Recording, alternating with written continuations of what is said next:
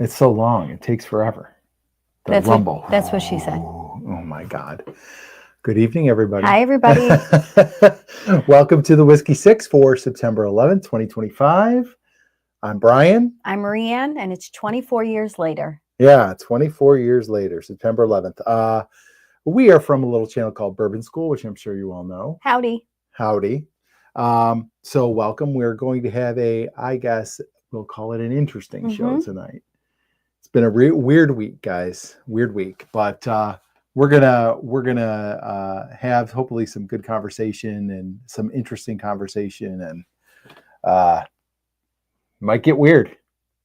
I'm gonna drink a lot and keep my mouth closed. Likely. I'm gonna try to. We'll see what happens. Never gonna happen. You know what you got into when you married me. That's true. What are you drinking?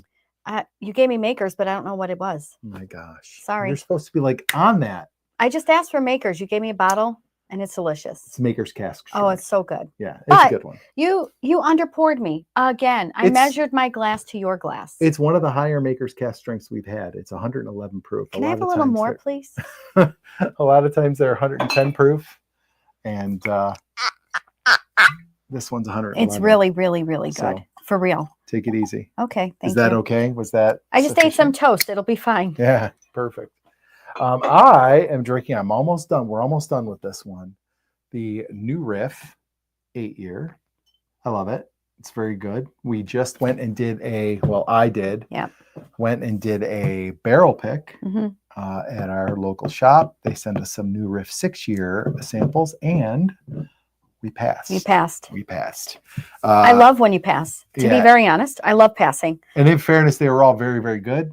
Excuse me. But they were also very much like, this is good bourbon, but she has several picks that are good bourbon.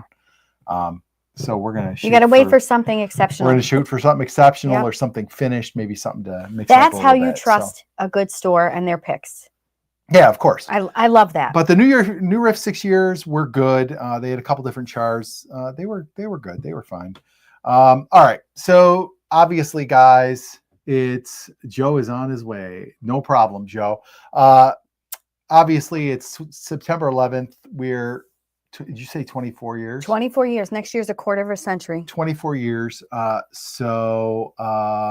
We're going to pay some homage to the day. Yeah, we're going to discuss the day and discuss a little bit about kind of some things that have developed over the years. We've got a couple people that really, and I want to make this clear before I say this, I am not disparaging somebody by saying conspiracy theories. It is just people who believe there could potentially be a conspiracy afoot. And I know when you say conspiracy theories, people kind of like, oh, that's a bunch of crazy. I don't think that. I don't necessarily buy into all of it, but I don't think these folks are crazy. These are our friends. You know what? It's just they have a belief that there's a little more to what happened than what we've been told. And we will have an adult conversation about Absolutely. it. Where people can have their differences of opinions and be able to discuss those in a friendly manner. Absolutely. And that's what you're going to see here tonight. Yeah, Dave, this New Riff, I love it. And our locals got like 6 more bottles on the shelf. So like probably this weekend, I'm going to go get another one because it's the best New Riff bottle I've had. I really do enjoy it. Okay, I'm going to have to just keep my finger in my ear because this thing keeps popping on my ear.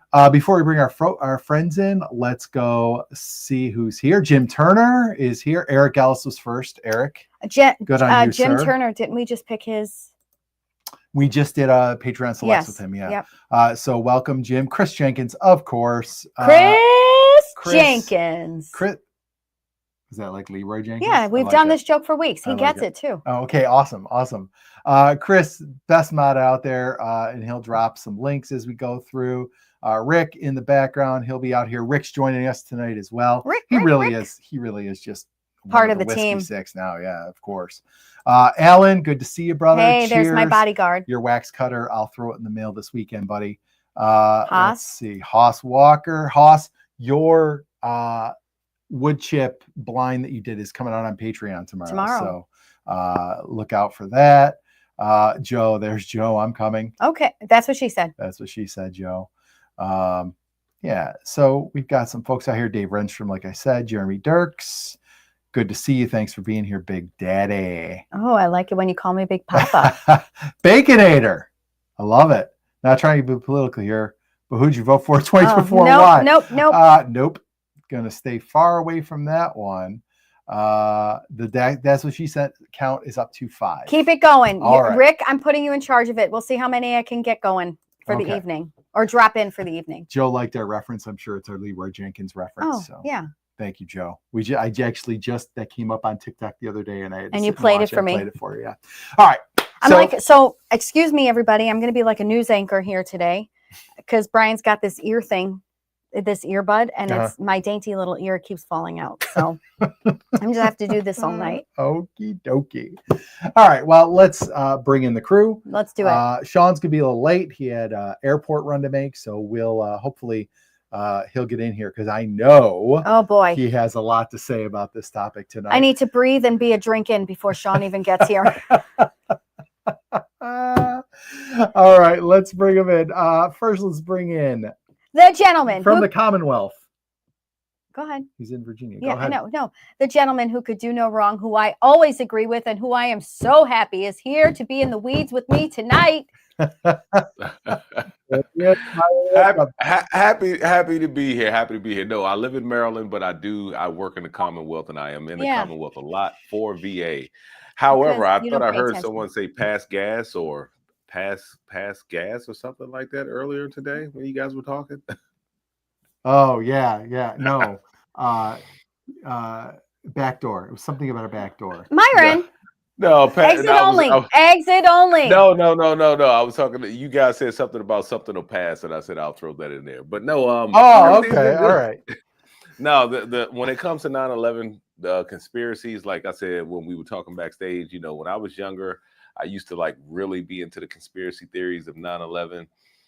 Mm-hmm. Now I approach it a little differently, but it's just that some of these things tend to have more questions than answers. Put it that way. Yes. Like, sure. Yes. I don't jump all the way off the ledge, but I do have some questions about certain things. Sure. Sure.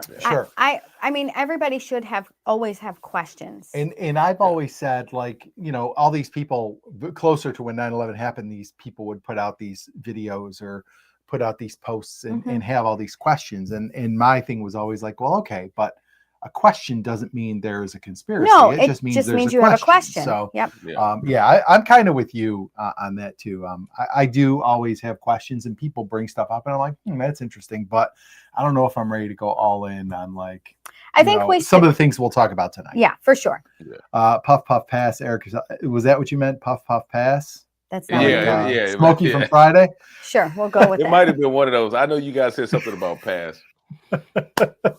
All right, and I can't believe I said you were from Virginia. I knew you were from Maryland. Oh, Myron. I don't know what. He's not a real friend. I'm your real friend, Myron, not Brian. Always agree with you, Maria.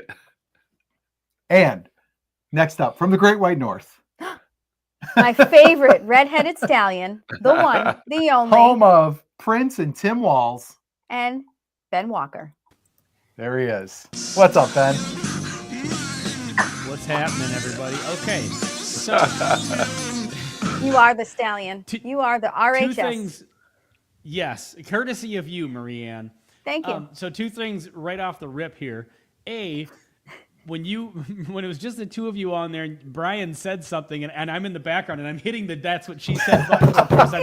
But then, I know. As I was hitting the button on the soundboard, Marianne actually said it. So now that's inspired me. I'm going to clip Marianne saying "that's what she said," and I'll throw that into the mix once in a while. Amazing! You should do like every time, and like do like 10 different clips of it. I'll be sure to get it in a lot.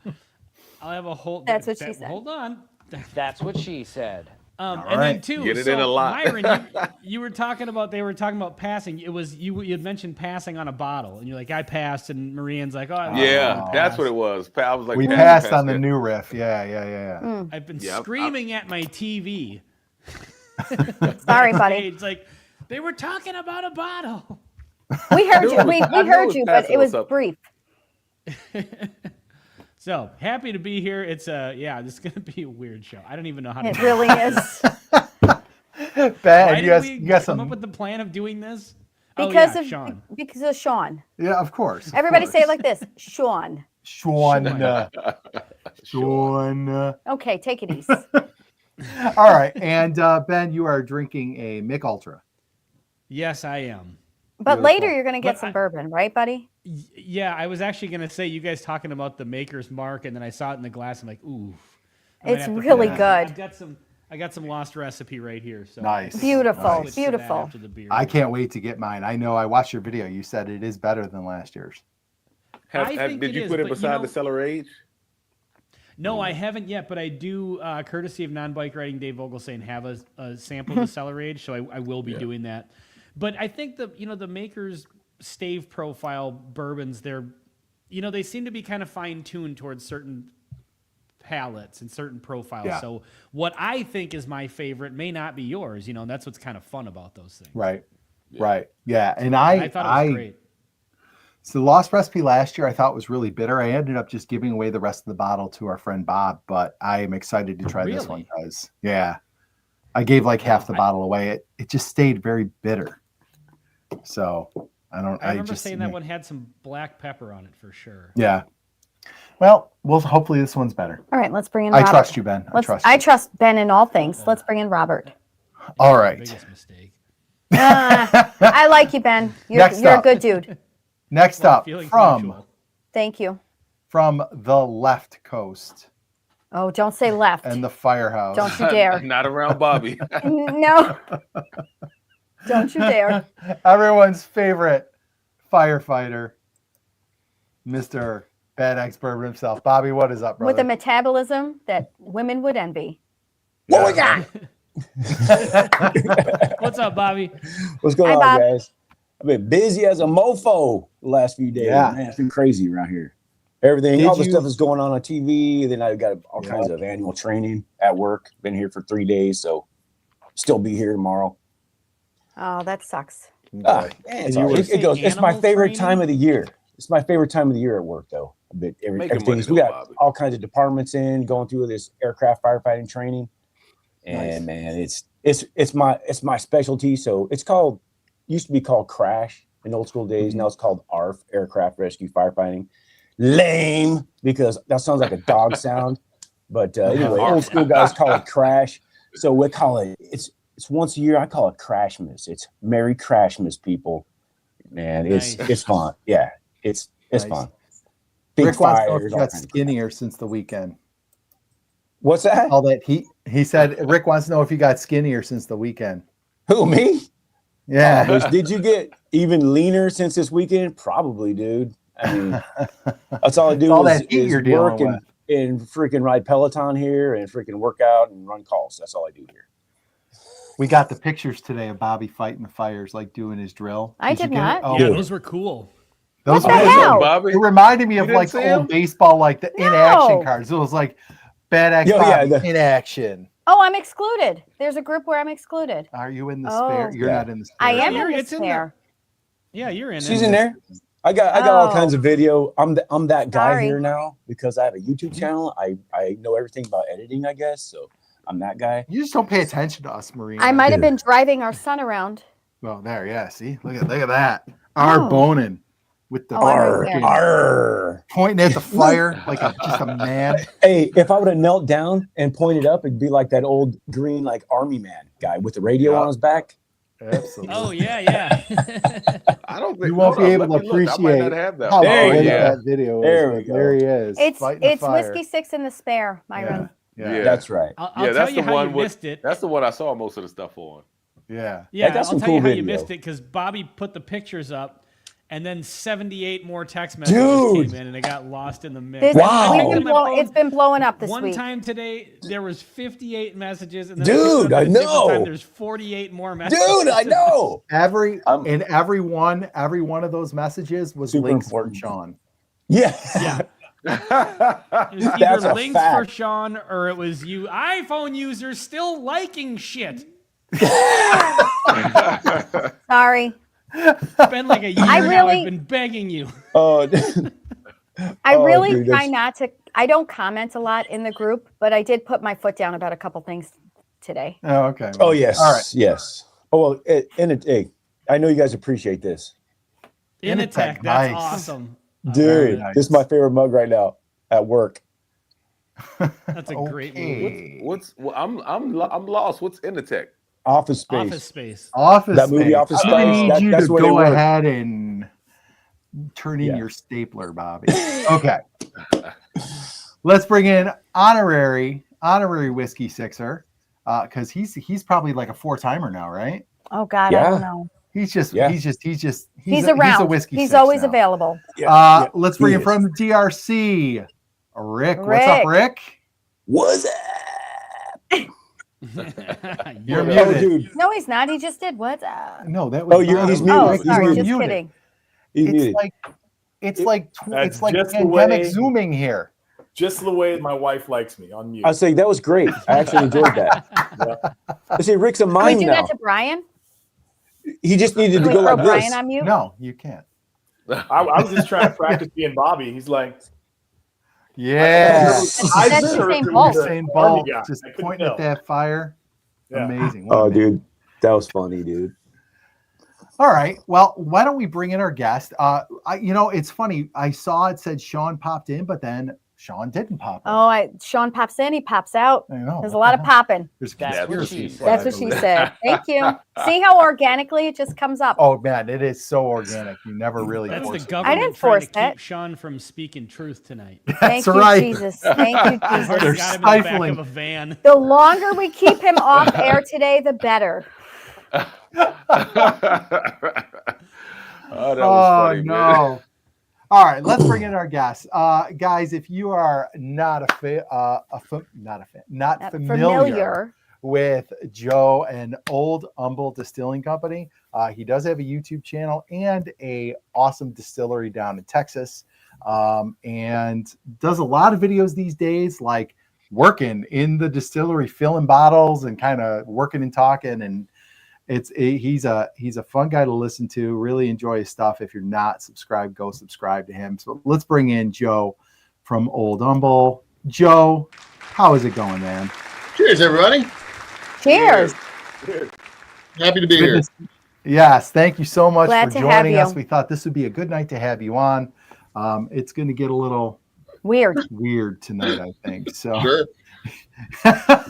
and Joe's here for it. And I have a feeling that I'm the weird one that because I'm like, No, sir. what you see is what happened, but hey, whatever. Yeah, no, Hey, high five to that, sir. I think, Joe, we are probably, I'm going to guess that this panel is going to be about 50-50. hmm I think we've got some that kind of are like, simplest explanation is usually the right one. And then there's some others who have these questions and are gonna take them and run with them. So I think it'll be a good mix. I It think it'll will. be a good mix. I think for the sure. best way to start out. Hold on. Oh, I'm so Go ahead, sorry. Joe. One thing There you that is simple and obvious is that long tables and deep cups are a great way to bring people together. And we won best beverage, Oh, best alcoholic beverage at the Taste of Humble, the Lake Houston Chamber. We just won a award for our Congratulations. cocktail tonight. Oh, all right. Congratulations, man. man. Congrats, Good for brother. you. That's what it was. Our Congrats, Joe. custom signature I've got- cocktail. Ooh, that's a good one. I've got my Boomtown signed go, by baby. you right here. Our custom Whoops. signature cocktail, the Maple Whiskey Sour, Ooh. won best in show. Yum. That I guess. sounds good. Whatever, That sounds the pretty best damn beverage good. at the competition tonight. So That sounds Beautiful. good. Very Congratulations. Good Quite for you, proud of man. That's myself. awesome. second year in a row. And Wow. you are available. Like you can ship to almost every state now, right? 47 states, just not Michigan, Utah, or one of the Dakotas. Okay. The same states that other people can't ship to. Exactly. One of the Dakotas. It's on our website. Yeah. Our I think website it's may North not say Dakota. Tennessee, but we can ship to Tennessee. Nice. Right on. Right on. And Chris Jenkins dropped the link for the channel, and I'm assuming you have a link to your site and your shop on there. Yeah, it's actually right down here under my name when you Okay. Oh, make it wonderful. bigger. OldHumbledistilling.com. Yeah. Awesome. Great. Perfect. All right. Well, thank you for being here. So, Joe, before we get into the stuff, can you give us a little bit of background on you and getting into whiskey and your company? Oh yeah, actually, I've got the real story. We'll start with the real story. The real life Okay. story is I was literally in college. I was 19 and too young to buy beer, so I learned how to make beer. I was 19 in my dormitory. Nice. I learned how to make beer, and for $5, if you had your own solo cup, $7 if I had to give you a solo cup, you could get a cup of beer. Because if I showed up with a 24 pack of beer and the RA caught me, I could get kicked out of my dorms, and that would be bad. Sure. So flash forward to graduation. After graduation, I started making wine. And then I started playing around with wine tastings, and then I went to a Scotch tasting. I'm like, oh, wow, Scotch is delicious. Every bottle of Scotch is different, just kind of like every bottle of wine is different. I wasn't really a big fan of bourbons because they all kind of tasted mostly the same. And over the years, I learned that they should taste mostly the same because they kind of come from mostly the same area. So, there's this zone where they kind of all, they use the same water, the same climate, the same aging zone. They kind of use the same techniques. Right. There's variations on the theme, but they're pretty much the same thing. But then I went to a bourbon tasting. This is about 2009-ish. I go to a bourbon tasting, and they had 4 different craft bourbons plus 2 from Kentucky. And the variation between something from New York, Kentucky, Colorado, and Texas was like night and day. It was like drinking scotches. They were so wildly different. And the different flavors, I fell in love with bourbon. And it was right around the next year when I was getting out of the MBA program and I was looking to start a business or get into a business or do something kind of as a side gig to my real job. And that's when they were changing the laws in the state of Texas to make it legal to open a micro distillery and profitable to open a micro distillery, or potentially profitable. And in 2012, we opened up the distillery, and I've been ran it part-time until 2020, took it full-time in this facility. And then we just opened up our tasting room. I'm actually in the distillery right now. The tasting room is just over here. And the operating floor is there in front of me to my front. My front? Yeah. We just opened up the tasting room last spring, got our air conditioner installed this summer. And this is the first summer that we've been open full time. The first year we've been open 12 full months. Nice. Wow. Great. Right on, Congratulations. Man. Well, congratulations. Awesome. Sounds like things are going great down there. I'm excited for what the next 12 months hold. This is a very exciting time. Can I ask a few questions? Of course. So, one, everybody talks about the Texas climate. Still Austin. Have you that would taken be climates plural? Okay, climates. Yeah. Have you taken full advantage of the Texas climates with an S, plural? And like, what is your oldest stock, and what does it taste like? What's up, Sean? Cheers, everybody. Yeah, let's give a hello to our resident cowboy. What's up, Sean? What's up, Sean? Good to see y'all. I've taken advantage of the Gulf Coast climate. Our Boomtown bourbon ages for about a year in those 5-gallon barrels that we have. And I take advantage of every minute of the summer months that we have down here, from May all the way through to the end of really September, early part of October, when we get that intense high humidity heat. This has been a relatively mild summer, which is a little bit concerning for the whiskey that I put into barrels in May, but we've had good intense heat for most of July and all of August. So I take full advantage of all of that as much as I can in order to get that aging in. And then with our rye and straight whiskey and special reserve, that's aged in 50-gallon barrels. So, we go 5 years with our straight whiskey, and special reserve goes almost 6, and the rye goes almost 3 with extra oak staves in the barrel. So, we age everything we do here on the Gulf Coast. So we take full advantage. I think personally, is my personal opinion, which is correct, the Gulf Coast is the best aging zone in the state of Texas. Wow. Okay. That rye sounds delicious. And the reason I say that is because out of a 12-month period, we have a solid 10 months of aging. And out of those 10 months, 5 of them are going to be intense high humidity heat. So we get in and out. What we get in 3 years, it takes Kentucky 6. Yeah. Yeah. Right. Wow. So And- now, Joe, when you have a you said it was a little bit of a milder summer. So, if you age that stuff and you're doing it for a year, are you gonna leave it for another summer then, or do you just like go for it? Like, you know what I mean? Yeah, what I'm doing just to ensure that we get a little bit extra heat to help. I don't want to do like some distilleries do and have this intense baking of the barrel. I don't want to do that. I'm not a big fan of IPAs, and I don't like microbreweries that just make IPAs. I'm a fan of lagers. I'm a fan of pilsners. I'm a fan of beer that tastes like beer. I'm also a fan of whiskey that tastes like whiskey, and I don't want my whiskey to taste like it was sitting in an open field baking in the Texas sun. I want it to taste like it aged, and that it got the flavor of the barrel, but not just the flavor of the barrel. You know, Right. I like my redheads with tans. You know, I like the red hair, but I don't, not just pure redheads. I want my, a little bit of Ben. blending in there with the a full rounded flavor is what I'm trying to say. So I like the balance of what So we get. Ben doesn't do anything for you then, Joe, is what you're saying? Got the red hair, no tan. Not saying nothing. But I like a well balanced whiskey, which is why with my rye we do the extra oak staves to balance out the rye. That's why with the Boomtown, it's a little bit lighter on the rye, so that I can afford to be a little bit lighter on the wood. It's just Nobody can afford to be lighter on the wood. No. That's what she said. Oh, Joe, they're gonna jump on everything you say. I'm just saying, when the we whiskey teach can be middle light on the school, wood when so- you carry it around elsewhere.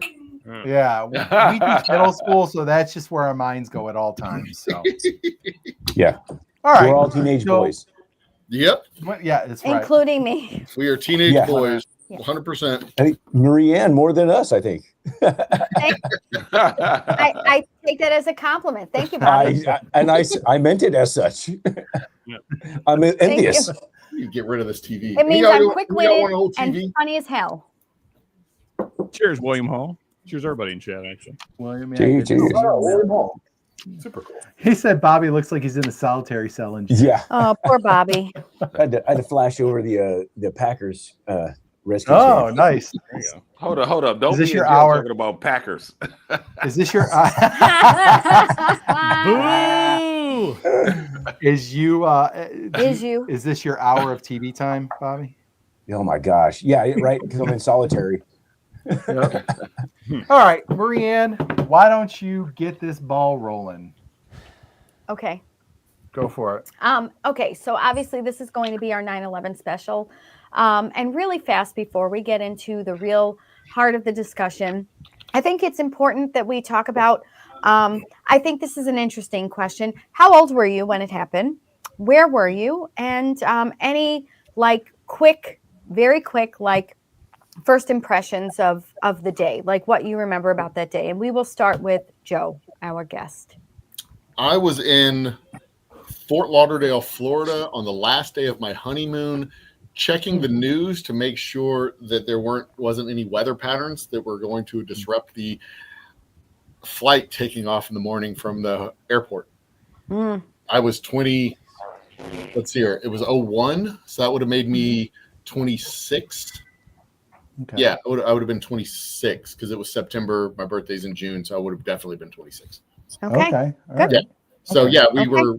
we were going home that day from our honeymoon. I flipped on the TV and I went, "Honey, We're not getting out of here. I don't think we're going home today." No, sir. So did you obviously you got stuck, right? You couldn't fly home. How long were you stuck there? I bet. Let me guess. Was it at least 3 days? We were stuck there for it was 3 more days, and then we took our rental car home. Drove home from Fort Lauderdale in our rental car because we just couldn't get a flight. Okay. Yeah. All right. Yeah. Interesting. The air And there air was was closed down for 3 days. Yeah. For sure. there was a tropical storm coming in, and we had. Oh if my we- God. If we had waited 1 more day, we'd have been there 3 more days behind the tropical storm. So we had to get out of town to beat the tropical. Sure. Okay. All right. We're going to head over to Rick next.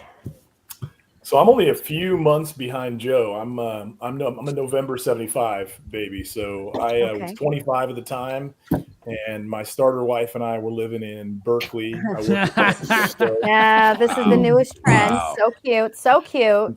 and so, Everybody needs one. So I had one. Beyonce. my my brother in Texas called me and woke me up, and I'm like, "What's going on?" He's like, "Get up, watch the news." A plane hit the tower, and as we were watching it, then we saw obviously the live action of the second plane hitting. And so, like, wait a minute, that came in from a different angle. Is that a different angle, or is it no, second plane? And so within minutes, I ran health clubs at the time, and I still work in the health club industry. But I raced across the bridge from Berkeley to San Francisco to close the thing down because there was news that there were other planes coming to San Francisco, Transamerica building. There was a target in LA allegedly. And so the news just went wild with all the potential threats. And so, to make sure that we were being responsible, shut the club down and, got back with family quickly. So that was, it seems like it was an eternity ago. 25, I Yeah. can't even remember 25. I'll be 50 in 24. Yeah. Yeah. Nuts. Crazy. Crazy.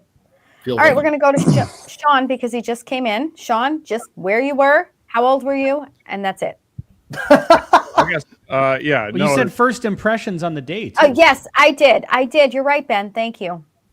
I got you. Yeah. Yeah. I think my experience is not nearly as important as the stuff we'll talk about later. So, I was a month away from being 19, and I was doing landscaping at the time. And like everyone else, the customer called me in. I watched the second plane hit the South Tower live, and then the Pentagon and everything else that happened that day. So. Crazy. Absolutely crazy. All right, Ben. I was 22 years old, and I had gone to spend the night over at my parents' house the night before because my dad was traveling for work. So my mom was home alone, and I had a work meeting. I usually work out in the field, but I had a crew meeting that day at the office, which was about 35 miles from where I live. But my parents happened to live right down by the office, so it was convenient to just spend the night at their house, go to the office in the morning, not have to drive in traffic. So, I woke up that morning, drove down to the office. I listened to a CD on the way, so I wasn't listening to the radio. And when I got there, somebody had said that a plane, crashed into one of the World Trade Centers. And at that point, he had said it was like a Cessna or something. Like, it was the first plane. Nobody really knew what was going on. Yep. And we didn't really have much for TVs in the office. There was a TV in the meeting room where we were, and it was kind of like, barely got a signal and whatever. And so, so that happened. And then I think before we started the meeting, or shortly into it, the second plane hit, and everybody kind of knew what was going on.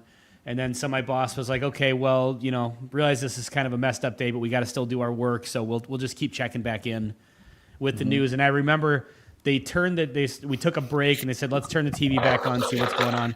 And right when they turned the TV back on was right when the first tower went down. I mean, it was like as soon as they turned the TV on, just started going down. So yeah, that's where I was, 22 years old. First impressions on the day, 0 out of 10, would not recommend. 2 thumbs down. No stars. No stars, Ben. Yeah, 0 stars. And by the way, Joe, it's nice to meet you. Nice to meet you too. Okay, we'll go to Myron. 2001, I had just started my job in Virginia, and they sent us down to Richmond for training. And it was like a 2-week training course down in Richmond. And I remember us being down there, and then all of a sudden, like the training class that I was in, we kind of like stopped, and it was like what's going on? And people were like, well, the towers were hit. We were like, nah, like we were like, no, America's not. You got it wrong, right? Yeah. Yeah, like you're wrong. Like we did not get attacked on our own soil. You know what I mean? And I remember us stopping class, and we turned on the news, and we were just watching it. And then people started making phone calls, and it was, and I hate to use that term, but it was surreal. Like nobody could believe this is real life. Like this is really happening. And I remember getting back to the hotel, and I said, because this is back when they used to deliver the newspaper in front of your hotel room. I was 21, so I always turn with the year. So they had I remember newspapers having back then. Yeah, having the hotel, Jesus. you know, they would deliver the newspaper in front of your door. And I remember keeping those. And believe it or not, they're in here somewhere. But every time we move, they get shifted somewhere else. But I still have those newspapers from when it happened, because I felt like this is something that I need to remember forever. Like, this is wild to me. Like paper newspapers. Like Yes. real paper newspapers. Like you gotta print those out now. I have Yeah, them. right? I have paper I have newspapers the papers from that 9/11 in 9/11 my as well. classroom, yeah. No, I have them down here in our basement. Oh, Mhm. Lord Flashheart watching all the way from the UK. Awesome. Thank you. Welcome. Thank you. Welcome. And I'm putting up, people are kind of sharing where they Yep. were and what they remembered. So I'm putting those up on the Myron, did you hit all the Screen, did you Tom hit all the Black. points, Myron? Hit all the points. Yeah. 21 Okay. and where I was at. Yeah. Wonderful. All right, Bobby, you're up. Well, since I'm the old man here, I was 30 years old way Jesus. back. Yeah, gee, oh my god. Tell us So, what it was like in the 38, 1900s. And I, Yeah, for yeah, real. way back. And I was in this building right here. I was at work. Oh I my was at work. God. I'd been on this job for about 5 years, 4 or 5 years, something like that. Okay. And so and I remember not getting very many calls that day after that, because I think everyone was just sitting glued to their TV, like, what the F is happening? This, like you said, it's surreal. So we're kind of like, even as what I do, we're just kind of like, what happened? Mhm. Yeah. And then we start getting calls to ramp up and actually go out there in task forces and stuff. Like, there's different task Yeah. forces throughout your states, and where I am in is Task Force 3 is the one that's here. Task Force 4 is pretty close, but didn't know if I was going or not. And I didn't actually end up going, but a lot of friends that end Okay. up going. But and they've got a lot of crap wrong with them right now. So Yeah, You know, their it's one of lungs those are things probably I all want- messed up.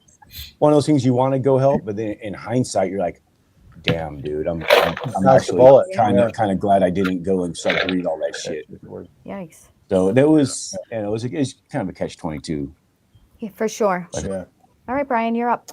I was teaching in Buffalo, and Mm-hmm. my principal came into the room and told the kids what had happened, and we watched TV the rest of the day, and then we went back to my apartment.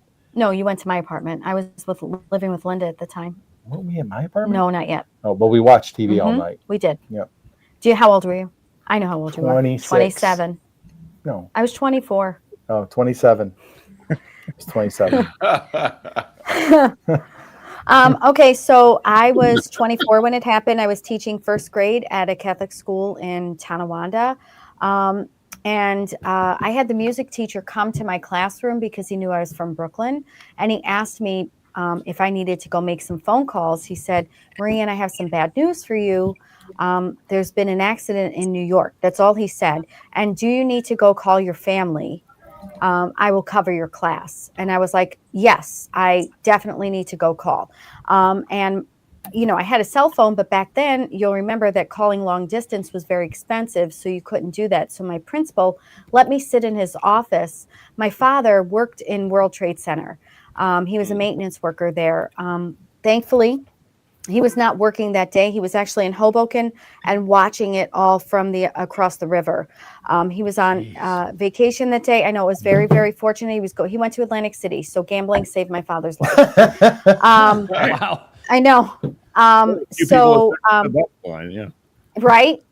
But my aunt, she worked at a building called 60 Hudson. She was only a couple blocks down. She worked near City Hall. She was still in the city that day. And then my best friend, who also worked in Manhattan, I had to contact all of them to make sure that they were okay. My aunt was fine. And my friend Fabio, yes, his real name is Fabio. He actually called me while he was walking over the Brooklyn Bridge because everything got shut down that day. And he called me to let me know that he was okay. So it really hit close to home. And I just remember it being blue skies that day because, you know, we live in New York. And so like I was doing the after school program and I looked at the sky and I was like, wow, it's beautiful. And the people 8 hours from here are living literally in hell. Yeah. It was a very surreal. Myron, you're right. It's a terrible word to use, but there's no better word to use when you've lived through it. Yeah, for sure. Mm-hmm. All right. And that's all I got. Okay. All right, You sure that's all? Oh my God. Okay. So I guess we don't really need to like I think obviously everybody on the panel remembers what happened. People listening, I think for the most part, we've had a lot of people chime in and give their firsthand like We're all this old is where I enough that was. we Everybody's weren't old in enough. school. We right? don't need to go over the timeline and everything that happened that day. I think what we really want to talk about and what we This really was want the to one get where the into. plane hit the birds and they had to land in the Hudson, right? Right. Sully. Oh, Sully. Yeah. I want Yeah. to make sure we're talking about the same day. You got it. That's it. Correct. No, yeah, this is a totally different situation. But I guess we've got some folks like here that kind of, and I think I'm probably more in the camp of like simplest explanation is usually the right one, and kind of what you said, Joe, like what you see is probably what happened. And then we have some other folks that I know don't like have at least to have questions, and I have said, certainly questions come up, and I'm like, well, that's an interesting question, like what the hell.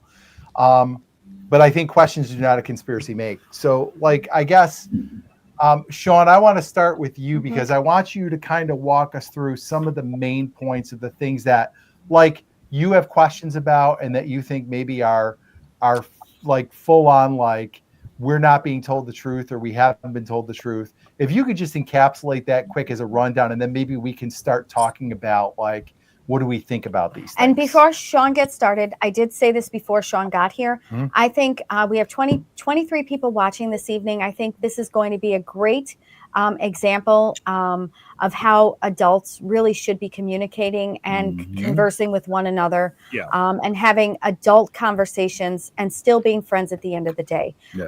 So let's show them how real people get along tonight. So by Sean going first, no one else is going to need to answer, right? Right. That's why I said I want him to give us a brief rundown. Then we can get into more detail I'm for just sure. messing. But if we can get like I'm a looking brief forward kind to of it. like, Well, what are the It's a main great points, exercise. Sean, So- of the folks who are like, this doesn't smell right? So, a couple things. I don't think that doing a brief rundown really does this justice Okay. whatsoever. Okay. So I'm not going to do that. Okay. There are a couple things I do want to say before we get going, kind of to Marianne's point, and especially right now. I want to be really clear about what I am saying. I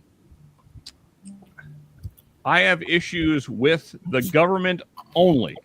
I want to be very clear that I have tremendous respect. I think anybody that's ever watched me knows for the men and women that served in the wars that followed. And in fact, that's a lot of the reason why I've spent a lot of time investigating this subject is because of that. Because I've known guys that went over there and served and didn't come back. I've known guys that did come back and had buddies die. So it wasn't just that 3,000 people died in New York that day. It's bigger than that. And then there's also all the deaths that happened to people in Afghanistan and Iraq. And I'm not going to get into whether that should have happened or not. But either way, a lot of lives were lost because of this day. It was not just 3,000 people. It was actually hundreds of thousands of people that died because of this day. So Yeah. that's why this matters so much to me. This is not just what happened in New York. It's way bigger than that. So I want to be really clear that first off, I don't even really like the term conspiracy theory. I don't think that's even just at this point. But It's a manufactured term to discredit yeah, exactly. all theories. Yeah, and one of Agreed. the things I said before you got here, Sean, is I'm using that term, but I'm really trying not to use it like in a derogatory way. It's just like there are people who use it as a negative connotation, like you've got a tinfoil hat and you're crazy and you have conspiracy theory.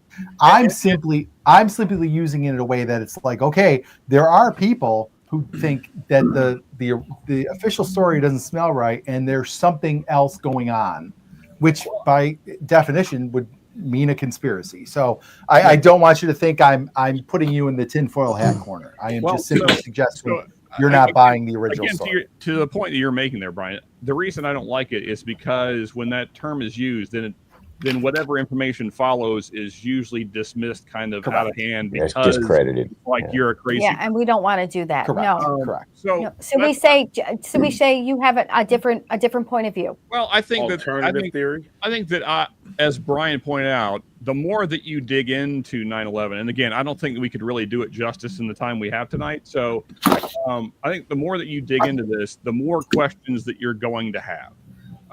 Because there's tremendous problems with literally start to finish and everything that followed and a lot of stuff before the day of. So, but again, I want to be really clear that I am not in any way disrespecting the men and women that served over there.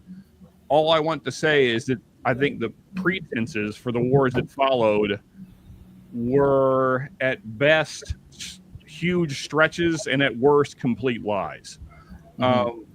So, and that's why it's so frustrating to me that. But so I'll go ahead with instead of going through, real quickly the various problems. I thought maybe a better way to do this would just be to ask everyone on the panel and those watching a few questions. Okay. Okay. Sounds good. And so we'll start with kind of a really basic one, and that would be: do you trust your government? And if so, why? And if not, why? Not just a yes or no. Then whoever would like to go first. I'll go. No, because there's politicians. Yeah. Politicians want power, and if they're in, not all, most of them start. A lot of them start out with good intentions, and then when they get a taste, you start owing people favors, and that favor becomes more and more and more, and then they get to where they are. They get to be nationally known, and all of a sudden, you do it, or maybe your family's not around, or pressure happens to everybody. It doesn't matter how high you are, how low you are, and don't. Okay. What do you say? Was trust but verify. There we go. There's a reg. There's to quote a politician, right? Actor, politician. Trust but verify. I'll just put it on. I like go that. across. Okay. So, Go ahead. Joe, what about you? Well, I think that's a invalid question. I mean, do you trust your government? The answer to that from either whether it's yes or no does not follow to, well, then what we see is not what we're told is not what we can believe. But is in general, I guess, generally speaking. I'm asking a general question, not pull out September 11th, and not in regards to 9/11 specifically, Joe. I'm just trying to get. We shouldn't trust our government. We don't trust anybody. We don't trust corporations that tell us something. We don't trust. Hell, I don't trust you when you tell me something, unless the corporations run the government, it's probably. It's not like I don't trust you, but it's like if you say, how an employee called me, she had a flat tire. I'm like, okay, you're going to be late. Just tell me you're going to be late. I don't care. I didn't go out and check and see if she had a flat tire. I don't care. I just assumed she was late. It's fine. Yeah. But there's a certain amount of trust that you have to assume, but then there's also a validation that goes with that. And if they say something and you can look out the window and say, okay, that's valid. Our government gives us weather information. Do we trust the government? They say it's 75 degrees outside. I go outside. Do I have to put on a coat or not? Yeah. I'm not going to go outside and check and see if I have to put on a coat. I'm going to check the government's information about the weather and go, okay, that's cool. I also own a thermometer, but yeah, sure. and you can verify it. You can see what they say. They say it's going to be a comfortable day. I'm guessing they also own a thermometer. But you don't have to check your thermometer every day. I also live in Houston. I barely own a coat. Yeah. Okay. So do I trust the government? Yeah, maybe 60%. Maybe. Okay. More than I don't. You're pretty high. Okay. That's probably 80% more than I do. More than I don't trust them, unless I've been given a reason not to. Well, spoiler, I'm at 0. But okay. Shocking. That's shocking, Sean. All right, Myron. Color me I would surprised. argue it's probably higher. Myron, what about you? Generally, No, No, a lot of the times I'm kind of 50-50 because like Bobby said, when you get into certain positions, it might not even be as serious as, hey, your family's not going to make it. It might be, well, I am not going to fund your campaign. So, and we know, like, a lot of these career politicians, they count on being in office as a career and as a salary. So we could look. we could Here it is. we could talk Here it about is. what they need to do as far as getting their salary reined in, bringing it back down so they live like the common folk, so they really understand the common folk. And we can also talk about insider trading, and we all know that's going to happen. Yeah, Right. well, yeah, we do. But I look at it like this. Sometimes they're telling us the truth. Sometimes they aren't. I mean, sometimes they have bigger things to accomplish, and they feel like that is outside of what we need to understand. All governments are not going to be transparent. They're not. We need to face that's just the reality of it. So they are going to either fudge the numbers or lie to us a little bit. But I have accepted that. But yeah, I'm kind of like 50-50, which I believe most people believe what they want to believe. And I'll leave it there. Right. Okay. Fair enough. Ben, what about you? I would say at the time that 9/11 happened, I had a much higher trust in my government. I was also very, very new to politics. That happened at just a perfect point for me to kind of mold me into a belief system that I no longer have.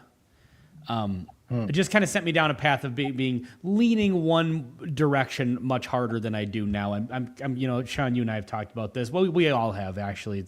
I'm kind of a middle ground sort of person. I'm not a red tie or a blue tie sort of guy.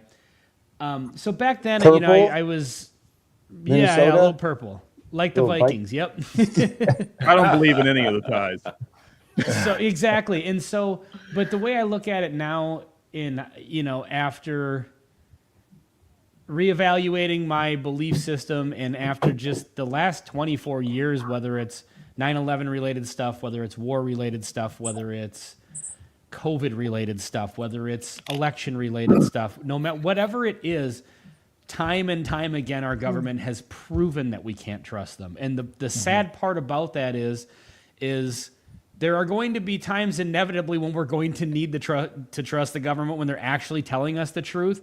And I don't think it's going to work anymore because they've cried wolf so many times that they've eroded their trust in the American people. And it sucks because I love what our country is supposed to be.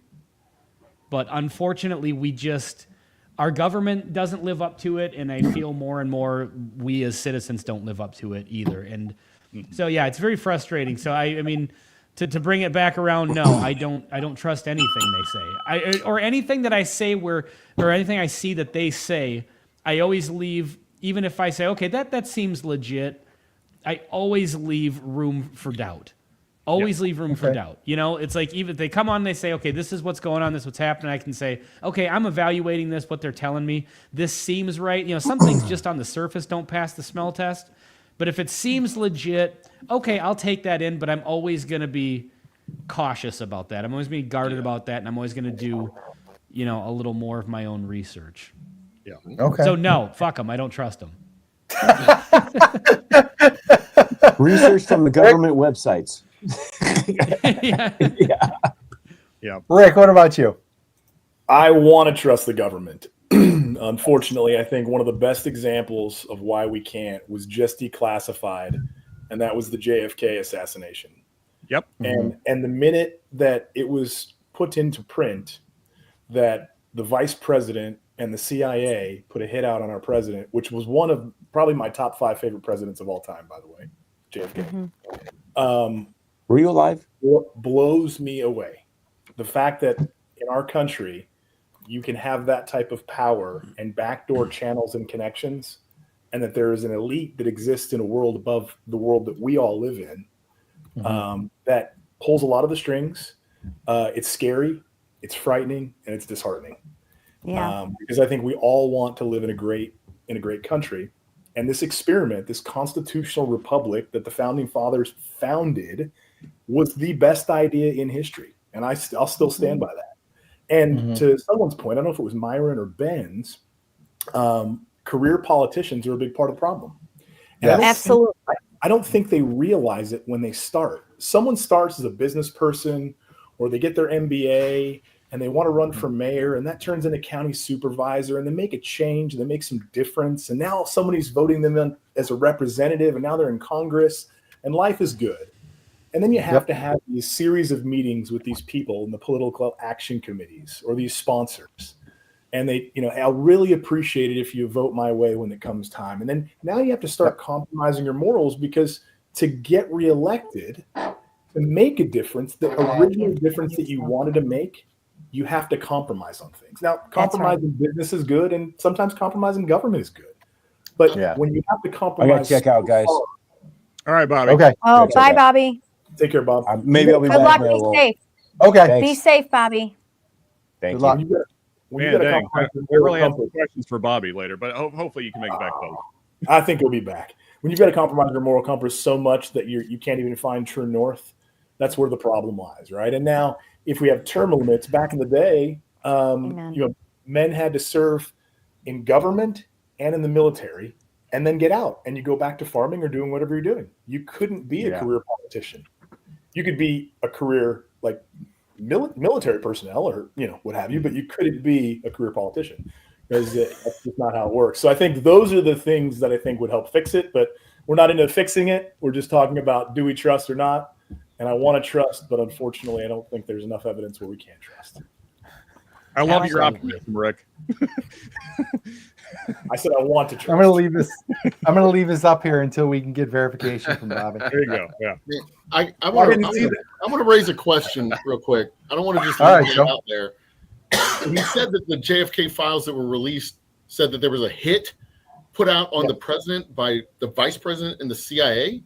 Yeah, where in the file? What, you got any documentation for that? Yeah, I'll pull it up. Because I just looked, and the AP that reviewed 63,000 documents that were released said that nothing changed the narrative. Nothing changed the story about the assassination. Most of the files were about covert operations outside of the United States.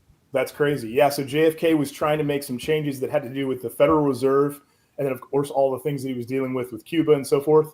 Lyndon Johnson, and I mean, this came out on ABC, NBC, CBS. I'll have to look it up, but I'd be happy to do some digging and send it your way when I find it. Sure.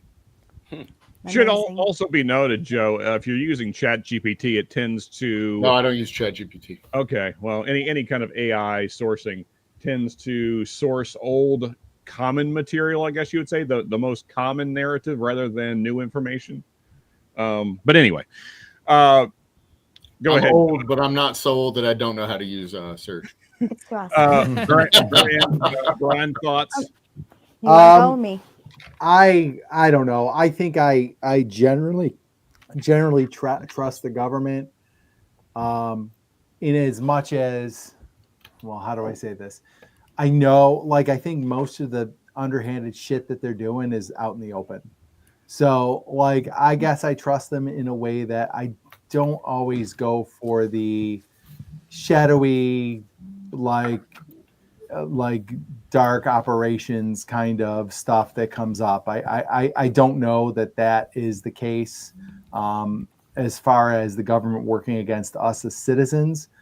But I do not trust them in as much as everybody sees on television in their actions, in their words, that they are not interested in helping us or moving us forward. They are interested in, what do I do to get reelected? And I always say, politicians in the government, they will do as little as possible until it's time to get elected, and then they do just enough. And to me, that is a group of people you can't really entrust with making things better for you. And that just enough makes us think, oh, well, they did this, things are a little bit better. And I just don't. So I don't trust them in that regard. And I'm I just don't like the idea of not being term limited and government getting bigger and spending all this money, because the libertarian in me just hates all of that. So if you made the government a heck of a lot smaller, I guess there'd be a lot less to mistrust, and that would be good for me. You know, it would take the government to pass laws to make the government smaller. Yeah, right. And that's the thing. And I always say this, like we'll talk about things like term limits with my friends and stuff. And I'm like, well, the problem with term limits is you need the people who are going to put term limits in the law would literally have to be voting against their own self-interest. And you're Correct. never going to get them to do that. Never. Correct. Yep. So like it's kind of a moot point. What's that, Joe? They'd be voting against our self-interest too. But that's a difference in philosophy. You're not a fan of term limits? Oh no, not at all. Okay. All right. If you were taking your car to a mechanic, Mhm. who would you want to be the mechanic? The dude who's only been there for 4 years, or the dude who's been there for 15? I've asked my mechanic never to Politics is retire. the only place where we want incompetent people governing us, passing laws and regulating industries that are intent on fucking us every chance they get. But Joe, what if your I mechanic? think we're getting off topic, fellas. Mhm. But What if your mechanic was Why don't being we paid by calculate Ford some to numbers bust up today? your Chevy so you go buy a Ford? Can I respond to the question? yeah. Yes, go ahead. Okay. So I would say before COVID, I believed our government a lot more. I was a person when COVID happened, I was all in. I was all for staying at home. I waited for my vaccine. Like everything that was coming on the news, I listened to and I followed and I adhered to. And it turns out it wasn't the best and greatest information that we were provided during that time. And I feel a huge letdown to that. And so that being said, I don't trust our government as much as I did. I feel like now I get an answer. I need to do my own research. I think more than anything, politicians are really very much interested in serving themselves before they serve the people that they represent. So I think we need to be cautious of that. That's an absolutely perfect example, because in lieu of the people at the CDC or the health department or the various agencies that their job is to oversee this, if those people didn't exist, where would we have gotten the information from? Yeah. I'm disappointed. I feel let down. Yeah. I feel let down. That's all. Yeah. And Because I was all Me in. too. I think in a lot of cases we expect more from the agency, the people who are there in the government. One, in one part of it is they're working with one arm tied behind their back, because half of the politicians in government don't want to fund the agencies to the point where the agencies can do the work that they can do. And the other half just want to throw money at the problem. And it's like, or, keep the other people happy to the point. I'd love to talk about this. Actually, I wouldn't. So we're getting sidetracked again. No, Okay. it's part and parcel of the problem, because the people who came out with the 9/11 Commission that you reject are just people who are working in agencies who were tasked with uncovering the information and finding this information, and they were working with one hand tied behind their back, because half of the government doesn't want to give them the funding to do the work they want to do and the work they need to do. So I agree that the they can't findings were not resource what they have. done well. That's what we're getting at. But all right. So another quick question. It feels like, though, the general sentiment, and I'm trying to encapsulate everybody's kind of thoughts, but without going too far and interjecting my own thing, it feels like that most folks are kind of 50-50, but feel like generally that politicians tend to serve themselves first and then their citizens. Absolutely, Is that Sean. a fair assessment, kind of the group sentiment? Yeah, if you'd have asked me if I trusted politicians, it would have been way less than 60. Well, that is the government. But No, it's Yeah. not. No, but I think a lot of them start out well-meaning and then they get too caught up in the game. The Postmaster General is not a politician. Yeah, like Runs the post the office. civil servants and the That's the government. bureaucrats are the government. But I think what. Well, I'm not asking if we correct me call if I'm police wrong, Sean, officers or but firemen. That's not what we're talking about. I feel But like that's the government. I feel like the politicians are the drivers of the government, and maybe that's kind of where your question is targeted at. Yeah, that's who I don't trust. Yeah, I'm not so I I'm not guess I talking need about to be more civil servants specific. I Yeah. thought No. I don't care about. I don't trust the chairman of the judicial, committee of the whatever. executive, and legislative branches. That's the one. Yes. That's correct. That's who I Yes, thought you meant. exactly. Yeah. That's who I was Okay. referring to Yeah. as well. For Sean. clarification, I thought we were all on the same page, but just Okay. I trust the heads of the agencies and the Okay. people who work in the agencies who do the work that government does of governing our country. I don't trust the politicians. The Okay. Okay. heads of the department enough. of whatever, the chairman of the committee of the whatever fart sniffing dogs. okay. Got it. Now I'm gonna ask a second question. This one will be quicker, but I just want to get clarification before we move on. So, Okay. would you say, each of you, would you say that politicians, let's say, so Joe is content with my question, would you say that when they pass laws and make decisions, send bills, forward, would you say that they're doing these things with their own interest in mind first, or their citizens that they are governing? All right. Whoever Let's would like to go. let's first. go. We'll go counterclockwise. So we'll start with Rick, and then we'll go up and around.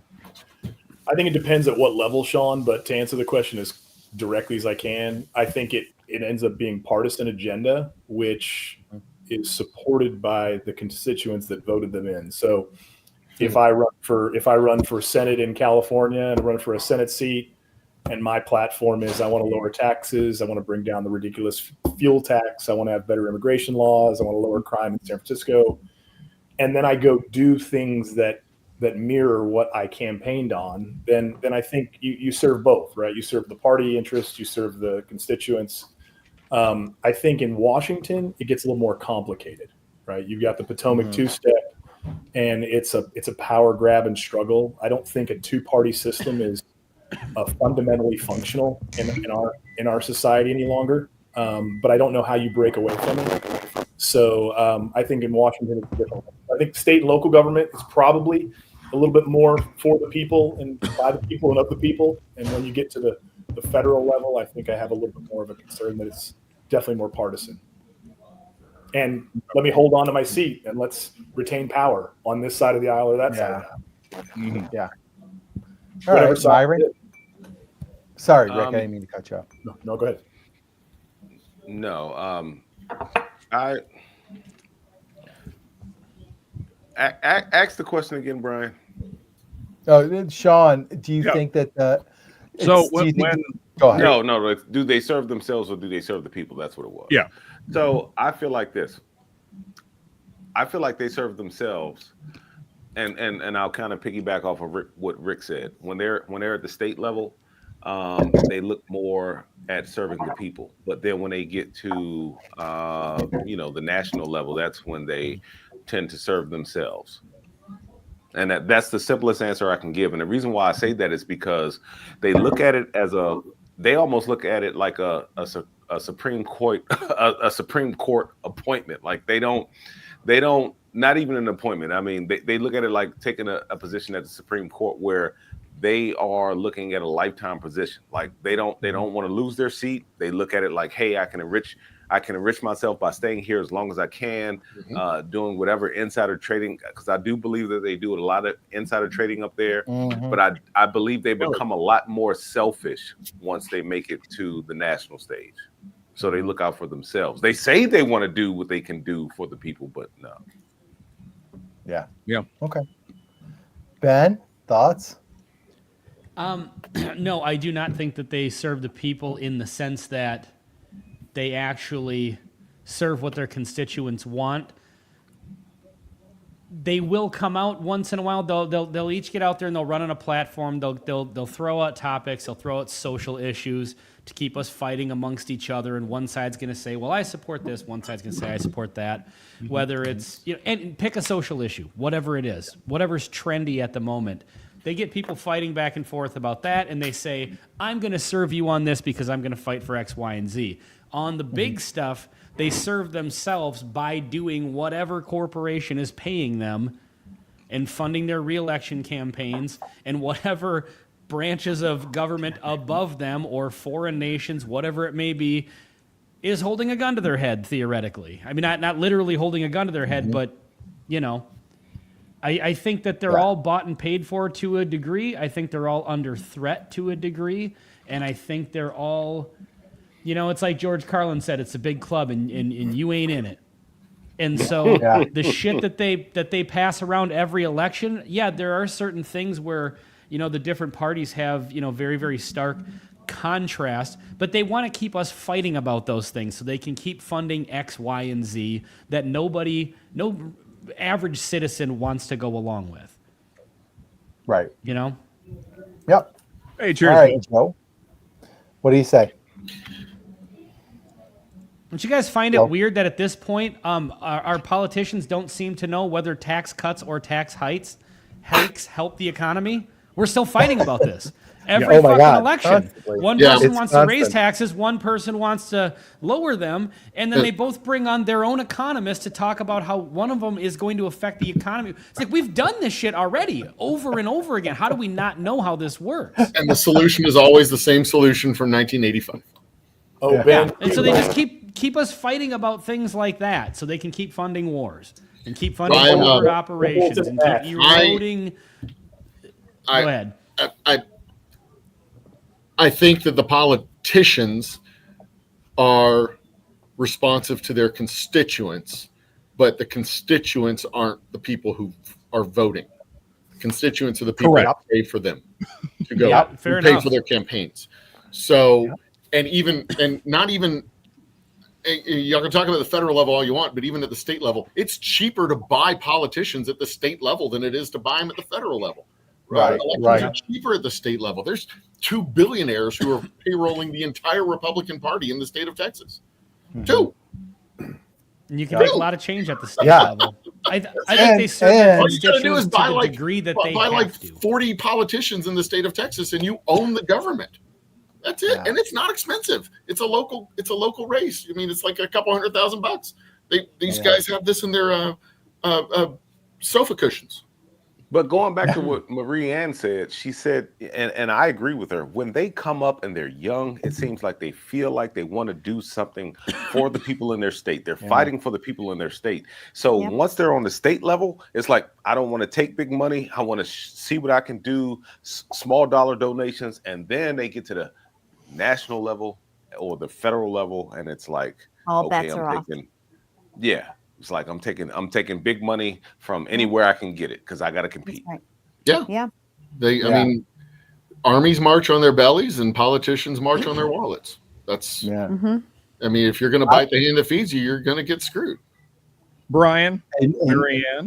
No, I was. And even more importantly, this isn't theory. This is like, we have tape recordings of people from ExxonMobil saying this. All we need is 3 senators.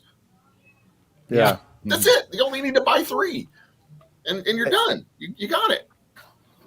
Hey Joe, I like, it's so funny you said that, and I like pointed at the screen because that's exactly like my thing as I was trying to formulate my question is they don't serve the voters because they don't give a shit about the voters. They don't need to give a shit about the voters because the people who are going to get them and keep them in office are the people with the money. And so I think they serve themselves first. If we get served, it's that little bit they're trying to do to get elected. And it's like, people are like, oh, well, they did this was great. And they don't realize, like, they threw their name on something to get it to help, sponsor a bill, or they helped lobby for one bill or whatever it might be, one law. And but then you look back at their legislative record or their term, and it's like, well, shit, they did one thing in this 4-year or 6-year term, and like, that's it. And we're supposed to be happy about this, but people take it. It's like you're feeding them slop and they take it, and they'll go and vote for them because they think, well, they did this for me. And it's, but they are completely self-serving. Yeah. For sure. Yeah. And you also have to consider the people that are blue no matter who, red till I'm dead. They don't really even need to delve into the issues. They don't care how much their side gets caught lying, which they both do constantly. Right. They will continue to vote for whatever party they grew up with because people's party affiliation is ingrained into their personality. I mean, it's like a religion to people. Yep. You know, Ben, Yeah. Ben, There's that's a really good party point. loyalty that keeps these people in power because, and a lot of Ben, people are that's a just good point. misinformed. too. But there's also the lie that the individual politician is going to vote his own conscience, but the politician is just going to vote for his party because the party's also bought and paid for. Of course. Well, yeah, and if you No vote, matter if you who vote Red against Till I'm your Dead party, doesn't you're an matter. outcast. Yeah. Blue, no You're matter a who, pariah. Blue, no matter who, and Red Till I'm Dead doesn't matter because they're still going to vote the party line. But Yeah. now that's the way. In the 90s, No, but that's how they that keep wasn't- getting it voted wasn't back that way. in. But you That's but how they never, keep ever, getting ever voted vote back for the in. individual because the individual doesn't vote. The individual votes for the party. Votes the party line. Which goes But back the- to Rick's earlier point that the two-party system is a problem. Yeah, big time. Because exactly what you're talking about. Yeah. Two party money is a problem. Well, Yeah. I think politicians are banking on people have memories like goldfish. Like, they have Yes. short-term memory. And so it doesn't matter what I did in the Yep. years, the previous years of my term, as long as like my last year before I'm reelected, I do some really good stuff, then people are going to vote me back in. But the thing is, you don't even have to do really good stuff. Like Mario or Andrew Cuomo. I mean, if people drop out of that New York City race, he's going to get elected the mayor of New York City. After all the shit he did in New York, Mhm. he potentially could get elected in New York City, and he hasn't done anything really great since then. No. Well, He's still an right. asshole. But But his he's probably going to get constituents elected. like him. dozens of All six of elected officials that still have their position that is true of. I think Yeah. people. Oh, yeah, yeah, the absolutely. majority of politicians are banking on people to really have a short-term Yeah. memory. They're Yeah. banking on, with all due respect, they're banking on the voters being kind of unintelligent. Naive. Or Yeah, you're or right. they're hoping people are just they like got that in the bank. they're Yeah. hoping that people will just see them as the lesser of two evils. Also. Correct. And, Correct. and two things to add to this. So I was going to say earlier when Ben was talking, in the 90s, I didn't see this. People weren't so dedicated to their party, right? They were like, Yeah. oh, wow, I voted for that candidate at George Bush Sr. He didn't really work out too much. Hey, why don't we look at this Clinton guy and see how he does? Two totally different parties, right? Mhm. Different ideologies, but like you're trying to choose maybe the best candidate, whether or not that's, that person completely aligns with your morals and values and so forth and views. But people were more Yep. willing to do that. And it seemed like the news wasn't steering us as much Exactly. at that time. Yes. The So 90s now was a people were different more time. civil. Time to follow politics 24/7. They click on CBS at 5 p.m. and now they're getting curated news. They're being Perfect. steered on how to vote. So it's unfortunate that people can't make those informed decisions anymore, and they vote red or blue only. Rick, Instead. this is going to circle us back Yeah. perfectly to our topic, and I'm going to steer it back to Sean. When the news started cycling 24/7 was 9/11. That's when we started seeing the ticker tape on the reels on the bottom of the screen. That's when we got our 24-hour newsreel. A It little all bit. happened after 9/11. So Sean, Rick, lot of that was a things perfect segue. So back to you, Let Sean. Joe, Oh. what were you going to say? I'm sorry. I was going to say it was a little bit. It was about 5 years before that with the Iraq Yeah. War. That the first Yeah. Iraq War. Oh, The That first gave Iraq them- War. That was when CNN went 24/7 for the first. Yes. okay. And you could literally Certainly watch became more prominent. You're you could dead watch on. the war all day. Yeah, you're Like, dead yeah. on. Yep. I mean, I mentioned this in chat. Well, I'm at a hotel in Fort Lauderdale with my newly minted wife, and we're just watching we're watching the news all day long. Yes. And then we Like- go down to the pool and we watch the news on the TV. Yeah. And we're like, Well, I we would gotta do say something else. This is just ridiculous. I would you couldn't say help it. You were engrossed. Yeah, there was nothing else. I would say, Marianne, the reason you probably feel that way, that's when it started, because I feel likewise, as far as from memory, because I feel like that's when the media became more weaponized and more Okay. manipulating our emotions. I mean, I think Okay. that's the best way to word what happened after 9/11 was complete manipulation of the American people. Okay. Yes. Oh yeah. It also could be that 9/11 was the first time that you tuned into the news on that level. Like, and maybe you're saying that's the first time I noticed it. but, Yeah. Well, that's when everybody in the country was glued Yes. to it for days. 100%. And the And other I thing think is that- too, and as far as Sean, you brought up a good point about when cable news started manipulating people, was definitely around 9/11. But I think when at least this is when I kind of got into the game politically, but when I noticed like the big rift between left and right was the Bush-Gore election.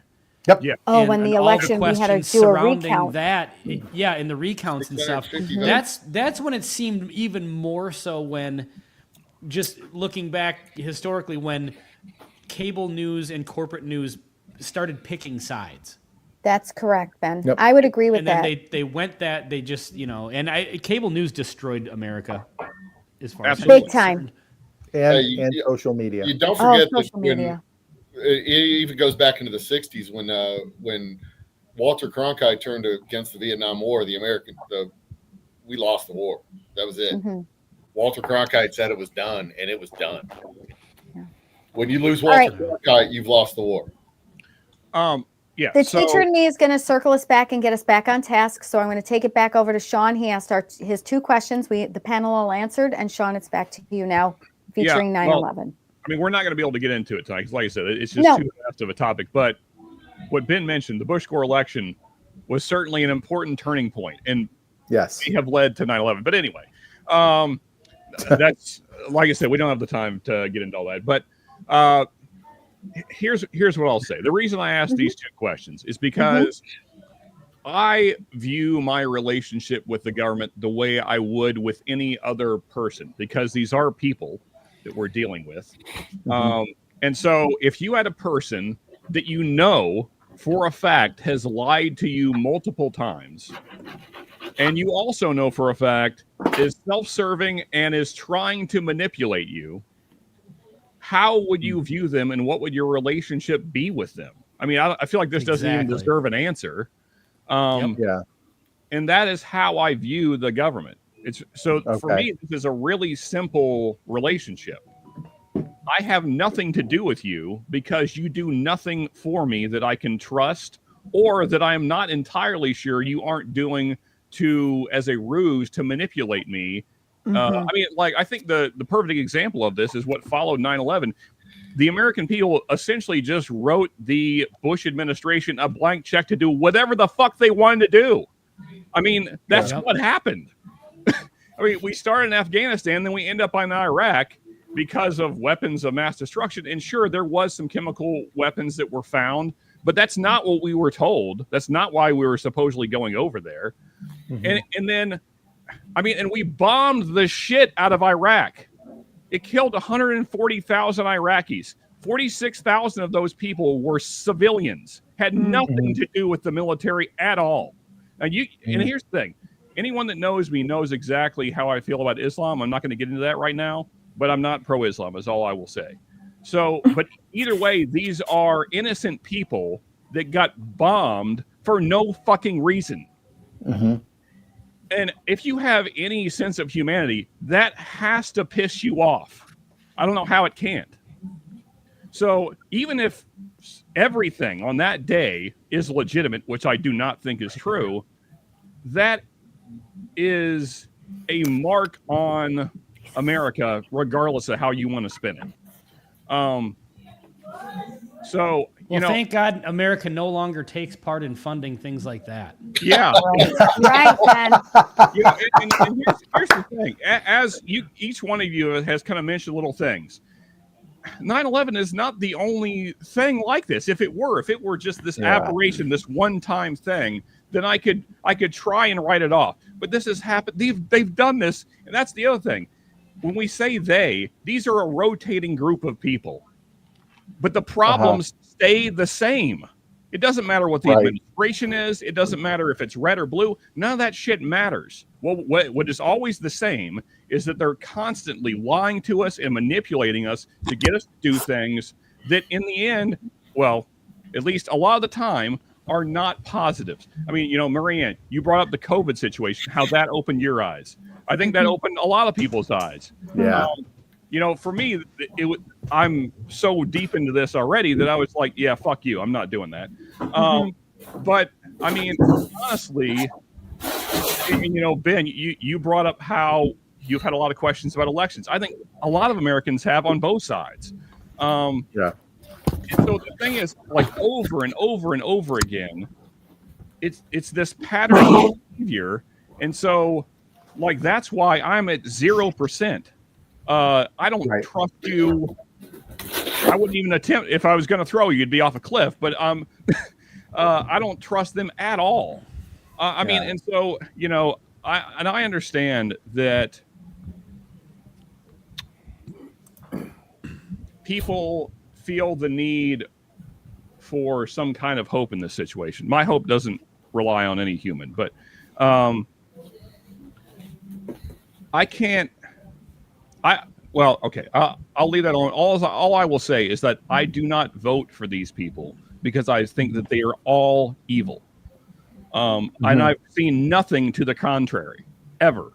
In the time that I have been paying attention to politics, I've never seen them do things that I can say to myself, I think they're really trying to help America. I think they're really trying to help American citizens. I don't remember a single time in my life where I felt that way, ever. I mean, they will say things. They say a lot of stuff. We all know that. They say a lot of things to us to make us feel that, to coddle us and to make us feel like they're trying to make us safe. But what they actually do, I mean, I don't know. I'm going to piggyback right off of Sean, right, Okay. for just a second. I think to your point, Sean, it's feelings that the government preyed on after 9/11 for sure. They played on the unity and the feeling of nationalism and patriotism that we all had after 9/11. You remember how we all felt? We had flags. We were playing "Proud to Be American" every other song on the radio. Like it was, we They were still all play America united. the Beautiful in the 7th inning stretch. Yeah. Yes. Yep. Like everybody in this country was on the same page that the people who knocked down those buildings were our enemy. And so whoever they said that was, it was easy for us to get behind and say, let's go take those MFers out. Right. So like, I think in this instance, Osama bin Laden, what a fucking joke. Okay. Right. So what I'm saying is they preyed on for Brian loves to talk about women who prey on, like, they act with emotion. Lead with emotion. But I think in this instance, our country was leading with emotion, and the government played on that and preyed on that 100%. No matter how they made their decisions, they were like, out this country, east to west, north to south, we are all feeling the same thing. We're going to go do what we can right now because everybody was on the same political party. So I have a question. Whether or not you believe the government was behind 9/11, because I know there's some theories about that, or whether or not you believe that what you saw is what it was. No matter what you believe in what the actual event was, yes, you're right. The government they preyed upon us, and they used that. Patriotism was at an all-time high. Patriotism, they took the goodwill that people had, they took the unity that people had, and they absolutely fucking abused it. Yes, 100%. They said, look at all these people. They're all on the same page. We're going to fucking run with this. They saw 9/11 as an opportunity. That's what it was. Right. Regardless of what happened when they saw it, the aftermath, they saw it as an opportunity. That's correct. And I believe there were weapons of mass destruction because they said it. And at that point, I was believing anything that they told us. 100%. People came to our country. They knocked down our buildings. They killed our people. And I wanted to believe that whatever our government said, we were going to go after the people that did this to us. I believed Colin Powell. Colin Powell. Yes. Guys, if I could. This won't take very long. So, Ryan, this is my abridged version of the abridged version I sent out yesterday. And this is for anyone that is curious. These are just, and you can watch this back later or whatever the case, for topics to search. I'm going to just burn through these. So things that happened pre 9/11. Operation Northwood starts in 1962. This is a CIA operation. Look into that as far as this was a planning false flag program, as well as swapping out boats and planes to use for false flags. Again, look it up on your own time. Osama bin Laden worked with the CIA in the 1980s. Again, you can research that. Twin Towers become privatized July of 2001. And then, of course, very famously, I forget the billionaire's name. Larry Silverstein. Larry Silverstein. Yes. He gets the lease for that. Also, we know he's been very open about his ties to Israelis and Israeli government. John O'Neill, who was ex-FBI agent, he warned the government about potential terrorist attacks. He's fired by the FBI, and he becomes head of security at the towers. He dies on 9/11, so he could no longer talk about it. Donald Rumsfeld announces the day before 9/11 that $2.3 trillion of funds is unaccounted for from the DOD. That's never talked about again after 9/11, primarily because the document for that, or at least it was not talked about in a major way, primarily because the documents for that were burned the day of 9/11. No military jets intercept any of the commercial planes that had flown off of course that day. Some of them were off course for over an hour. Typical intercept time is about 10 minutes in the United States. 0 planes were intercepted by any military, primarily because they were running war games for fake terrorist attack that day, which is also interesting. Crazy.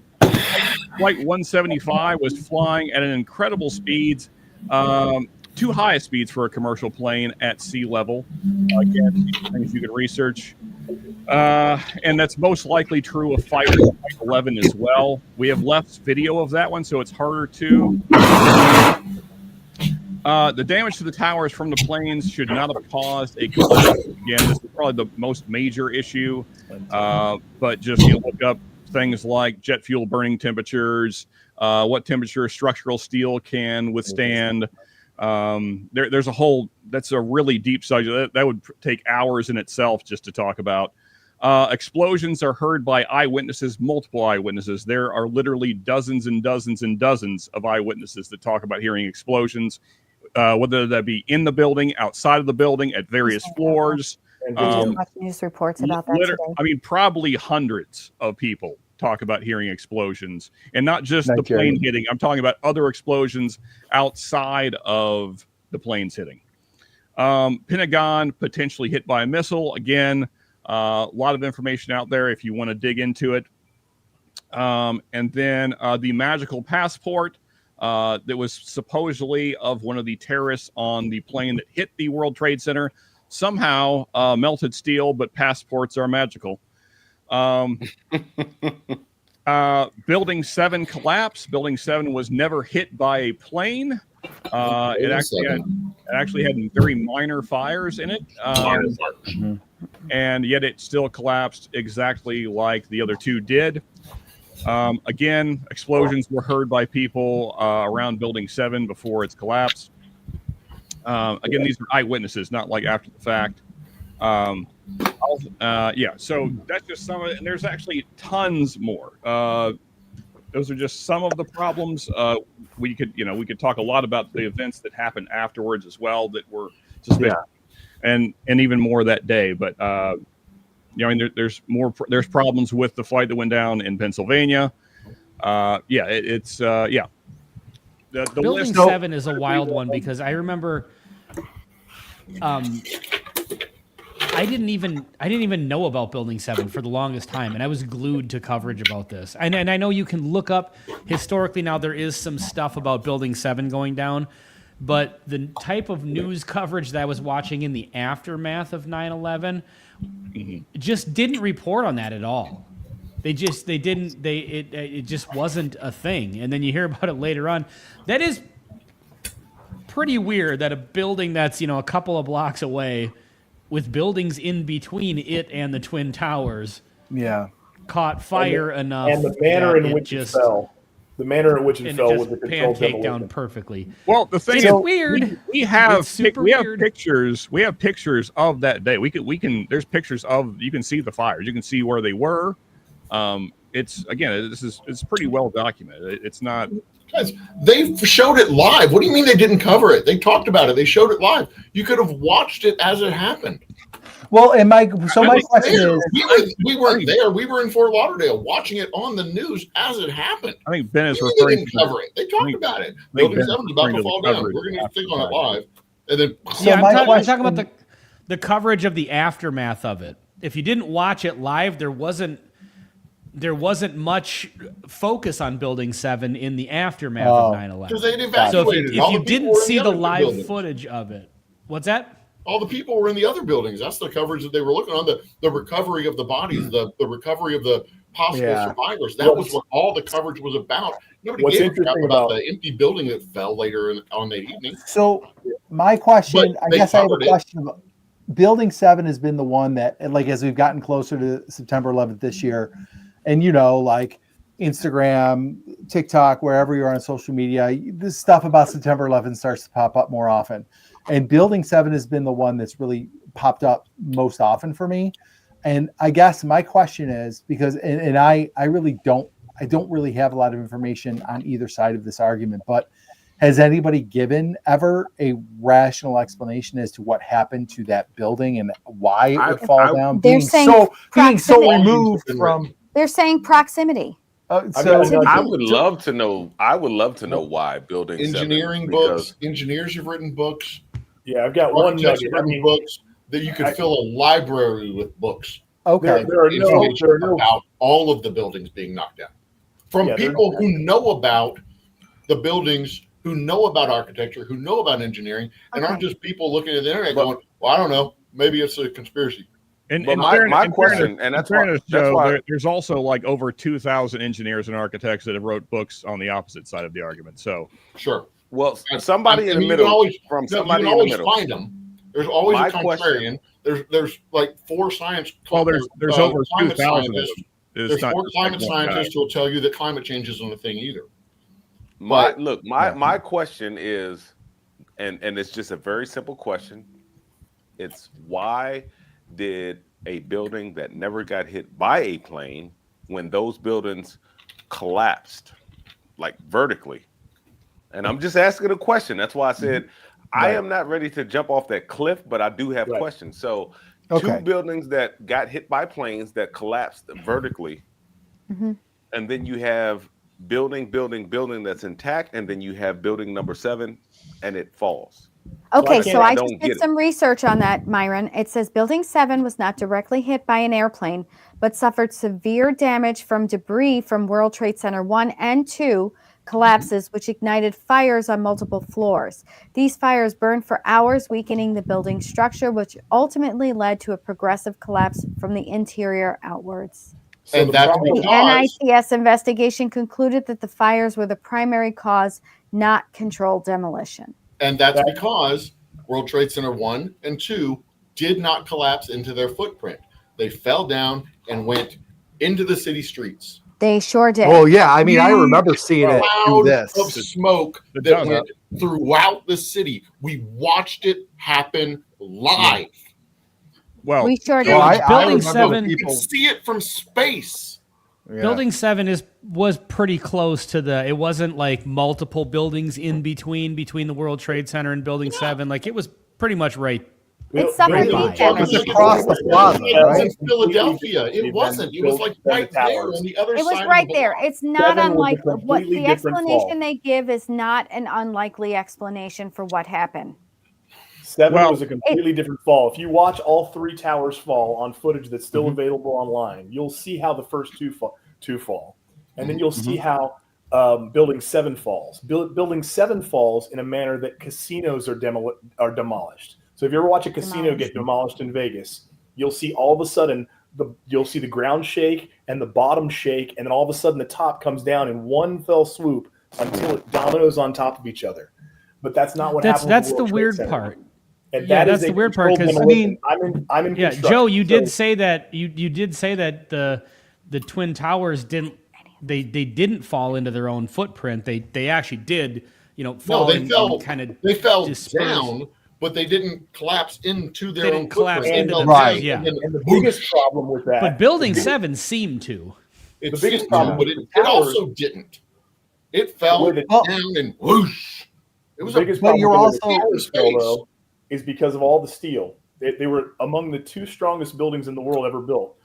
And there have never been steel exoskeleton buildings built with a steel infrastructure that were built specifically to withstand the attack of a 747. That steel buildings have never ever collapsed within themselves. So if you stacked multiple iron stoves, I saw this was a really good example on top of each other, and you had a really hot fire on the top iron stove, you wouldn't see all the iron stoves underneath it collapse because it's too strong. All of that structural steel is too strong. So, and it can withstand the weight. See, and when you saw all of the explosions coming out of the windows at the same time on the videos in different floors, there is something going on. Can't that be explained by? There is absolutely something going on, and that is air.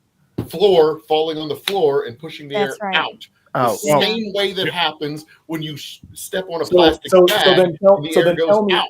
what happens, Joe. But when Joe, you what watch happens when it they back in found slow motion, there's actually nanothermite, though? floors What is sometimes nanothermite the doing? 15 floors below. Okay. where All right. One at a time. We're There's going to one go to thing about Sean. nonsense, Hold but on. there's another thing Hold about on. nonsense on top of nonsense. Okay. We have to be respectful. We have to have a respectful dialogue here. We're going to go to Sean. Sean, go ahead to your point. Go ahead. Well, I'm sorry, because really Rick needs to finish first. But Oh, go ahead, Rick. Well, all I was saying was there are too many signs, Joe and everyone else, that make you question why the buildings fell, and they provide reason to question, and that's all I'm saying. I'm not sticking together a conspiracy. I'm not blaming a party or a government. I'm saying the presence of nanothermite that they found in Ground Zero, which is a controlled, listed material that only military and military contractors can use, not thermite, which is used by welders and mechanical engineers and all sorts of people, but nanothermite. When you find that and you can only get it in Los Alamos in New Mexico, now you're like, well, that's interesting. When Larry Silverstein obtains the World Trade Centers in June when they were privatized, and he eats there every day for breakfast, and then the one day he chooses not to is the day 9/11 happens. That's interesting. When he insures the buildings specifically for a terrorist attack for $4 billion, right after they found out that it's filled with asbestos because it was built in the 70s, and now you can't renovate your new building that you were buying to renovate and make money on. Well, now you can't renovate it because anybody that knows anything about construction, if you have the presence of asbestos, you have to do an abatement and you have to rid the building of the asbestos. Yes. So now it's cost prohibitive to do that. Well, that's interesting because as soon as he gets the report, now the buildings fall down. It's interesting. I'm not saying there's a conspiracy. Interesting's doing a lot of work. There are things that make you go, There was a song. Interesting, but that's legitimate Ben, do you have questions that to soundbite? ask. That's legitimate questions to ask. Well, I think you can double check and see about the thermite claim and find out that it's just as much disputed and rejected by the NIST. Because there's not a chain of custody. There wasn't. There's no legitimacy to the claim. What happens when they were doing? It's worth asking the question, and then if the entire narrative is built on the question of, well, they found nanothermite. Well, if you take out they found nanothermite, well, then everything else just there's everything else that was built on that isn't a thing. If I have a question. What's jet fuel made of? I know. What's what? What's jet fuel made of? Jet fuel. What is jet fuel made of? Is very similar to diesel. It's not quite the same, but it's quite chemically similar to diesel. It's more pure, I guess you would say. But petroleum and stuff. Yeah. What I would say is nanothermite isn't the linchpin for the theory. There were too many. There were a dozen of concerns that popped up that said, when they found cuts in the metal before they actually started doing any debris removal, why would there be cuts in foundational columns? And so that's interesting. Why did they hear explosions before the planes hit? There were people that reported in New York City that they heard explosions. Yeah, news people. I just watched a 28-minute thing. So I have a question. I'm not refuting that people heard explosions. That's 100% valid. But is it possible? I mean, you're talking about is there gas? Is there gas running through the trade centers? Is there potential gas lines underground that were damaged? Is there other places where those explosions could be coming from? Or also, is it in the freaking chaos of all this? Are people hearing stuff that sound like explosions, but they're not? Like, and Our I am eyewitness reports valid. right. Like I am with you, like Rick and Sean. I'm with you on the questions, and I think it does make for like very interesting discussions. And there are some things that do make you go, huh. But I have always said, I have said this from the first time people started to present things like this, is questions don't mean there's a conspiracy. They're just questions. Like, you have to have the concrete answers to those questions that prove your conspiracy. And I guess that's where I fall off. I will listen to all the questions and I will be like, that is interesting. Let's find out. But in the end, you got to have an answer that validates that, hey, there's something fishy here, I guess. And that's where on the one side, you have a 98% answer. On the other side, you have a 2% question. And you're like, well, let's take the outlier.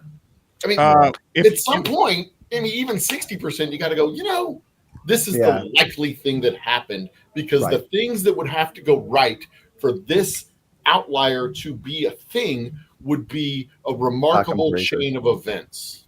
All right, go ahead, Sean. What's interesting is that, so I want to address Brian's thing first, and I'll get to you, Joe. Hang on. A remarkable chain of events run by a government that we've all acknowledged are incompetent. I don't think anybody said they were incompetent. I just said they were liars. I believe they're incompetent. I mean, they are incompetent as much as any human is incompetent, but nonetheless. So I want to get to what Brian said first. So I kind of forgot because Joe said a bunch of stuff after that, but you said something roughly like, maybe you could restate it, Brian. Something about you're talking about the questions, and then said that you'd have to have answers to like questions are like, okay, what's going on here? But you've got to have the answers that show. Yeah. So right there. So question to you: where would we get said answers?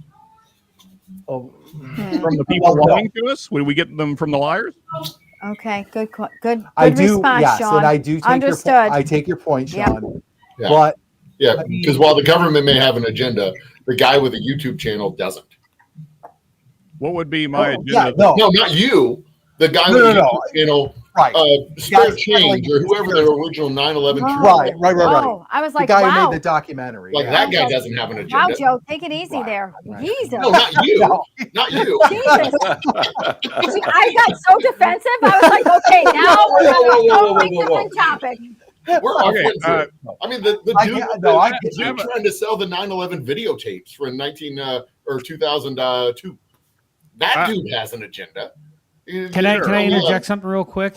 Just real quick, though. I mean, this is way bigger than one person, Joe. So I think trying to pinpoint on one guy is kind of silly. But sure. Brian, you had brought up, you were asking Sean about, we were given answers, and that one side's got answers and one side's got questions. I think what the point maybe that where maybe Sean is coming from is questioning the answers that were given. The questions aren't necessarily just only what happened that day as if we weren't given any answers. The whole idea is to question the answers that were handed to us. Yes. Right. And whether or not those answers are valid. And I think that there's definitely room on both sides. There's room to say that maybe, okay, the furthest 9/11 alternative theory, George Bush orchestrated the whole thing because he's a lizard, and whatever. Yeah, I'm not. And I'm don't get me board with wrong. that. I say that jokingly, but I do obviously. I think we all agree they're all fucking lizards. I mean, I don't want to deep down. They're definitely lizards. Yeah, they're definitely lizards. But so even from the farthest point to the farthest point it was just everything happened exactly how it was, and there's no need to question anything. I don't think either one of those are healthy approaches to this. If you want to get to some semblance of the truth, there has to be some level of looking at the situation and going, okay, we saw what happened with our eyes. We saw with our eyes what happened.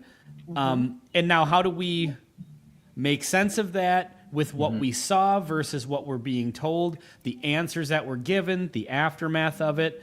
So there's room on both ends of it to go, you know, maybe there's a little bit of room to admit that I'm wrong about this, or I'm wrong about that, or I don't know about this, or I don't know about that, and kind of leave a door open for new information. You know what I mean? Sure. Like Yeah. you can't just trust the official story, but Right. you can't also look at everything as whatever the official story is automatically wrong, and there has to be a conspiracy. There's got to be something in the middle there, you know? That's Yeah. correct. And If you My Watching biggest Wheeling- issue with any kind of conspiracy idea that these were controlled demolitions and is you still have the planes, you still have the people. Yeah. So, if I may, Because they were still planes. We saw them. They happened live, real time. so Yeah. People are still dead. I'd like to address that directly, Joe, because that was kind of what I wanted to finish my thought on this with, is what I believe happened, and maybe everyone would like to do that. You know, it'd be great. Sure. I think that, you know, I think the simplest answer to this is that, I mean, we know, because it's been pretty well documented, that at least parts of our government had a pretty good idea that something like this was coming. Now, to what degree they knew I believe is that up too. for debate, but that we definitely know that they knew that there were attacks coming. Yeah. In fact, I mean, as I outlined earlier, was it John O'Neill was in the FBI, and this was like a month before that, he was really pushing this, and the FBI let him go, which again, we can speculate as to why that happened. But besides, either way, branches of our government knew that terrorist attacks were coming. Now, I guess that's what leads me to the next part. So if they did, and as we outlined earlier, keeping these buildings as they were was not tenable because of the asbestos. It was not financially feasible to redo these buildings. It would have cost more than they were worth. So you have that issue as well. And then if you add on top of that everything that the people in power gained from this, I mean, tremendous wealth transfer, whether that be because of oil or because of the opium kind of controls we got in Afghanistan. Also, just huge swing of power, political control with the Patriot Act. I think with all that in mind, I think the simplest answer is, I think our government knew. They allowed it to happen. They allowed these planes to hit the building, and they wanted to make sure that the buildings went down so that it looks real good on TV, and it makes for a great way to sell the American people on going to war with a country that really we had no business going to war with. Okay. And that's it. Okay. I think that's.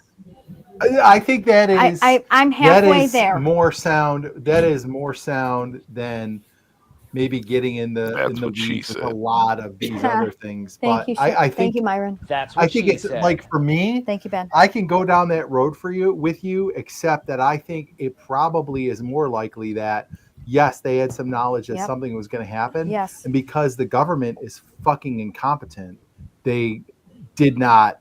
Intercepted it. They did not properly. either ignored it or did not do what they needed Yes. to do to prevent it. Yeah. Well, So see, that's I what- can get And there then for seize sure. the opportunity in it. Yeah, That's what absolutely. And then hashtag we're like, Bingo. whoa, look at that. Bingo. Yes, and Yeah, I think I- that's much more likely, and because of the incompetence and then the kind of the willingness to seize on it to use it for their purposes, it is very easy to then go backwards and well, what if they fucking orchestrated all this and made it happen and all that? I just think it's more likely that they fumbled, They missed dropped the ball, They they missed missed something. it. Yes. I think there was a okay, my turn. I think there was a misstep. I think the intel was there and they missed it, ignored it, Mhm. or believed that it wasn't actually We know they real or didn't miss true. Okay, then they ignored it, right? Okay. Well, But I really can't From Myron and Rick. Okay. So I can't get behind the notion that anybody in our government would let almost 3,000 lives in our country perish beyond what happened after we went to war. Yeah. I really still, you call me naive. My heart of hearts says that something, like, I think that they were like, nope, this isn't really going to happen, and they just went about their daily, everyday lives and chose to Didn't believe take that it nobody seriously. was going to attack us on our own Right. soil. Right. I think that is more the way it went, rather than a belief that the government is behind bringing down those Their buildings. biggest screw up was arrogance. Yes. They're like, Yes. nobody's gonna attack us on our own soil. Myron, you wanted to chime in. Go ahead. What do you think? No, I was just parroting a comment from hashtag Big Daddy. He said, he mentioned some things about Maui, but he was saying that either it's he said the two most simplest and realistic options are that it's incompetence or it's by purpose. So that's all I wanted to jump in and say, and that's what we've been going over. We've been going back and forth about. That's right. Was it incompetence? Did we know about it and we just didn't act, or was it on purpose where we knew about it and we saw an opportunity to make something else happen, and then we just let it happen, and then we allowed it to happen on purpose so that we can further what we had in place in the first place. So, Myron, if you were going to come down on one of those, what would it be? Incompetence. Come on, Myron. Come on, Myron. I would say, and like I said in the beginning, it's 50-50. I think a lot of politicians serve themselves. When they get in the beginning, they serve the people. And then as they get further in, they want to stay in power, so they start to serve themselves. So I don't put anything past the government. When you look at the Tuskegee experiment, when you look at the experiment in 1940s that we did in Guatemala with young women with STDs, when you look at a lot of the vaccines that we test out, because a lot of people don't realize that, and maybe I'm going into another realm, but a lot of people don't realize that a lot of the vaccines that we test out, we test on human subjects, but we test them out on human subjects in poorer countries under the guise that we're giving them medication. And then we're really, we're making them sign documents that say, hey, no, we know that malaria, or we know that this, or we know that can cause death. How about you let us use this experimental drug, and then we document those before we bring it back to the United States. And the drug is Obi-Calc, but it's placebo spelled backwards. Well, I want to jump in on Myron's point there. I knew Myron would be with me on this part at least.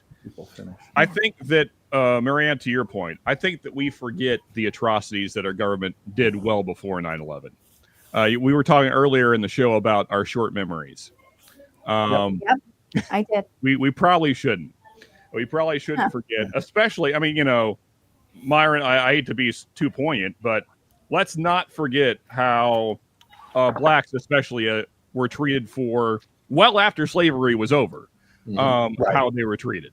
So don't think for a second that this government won't give up some lives to make some money.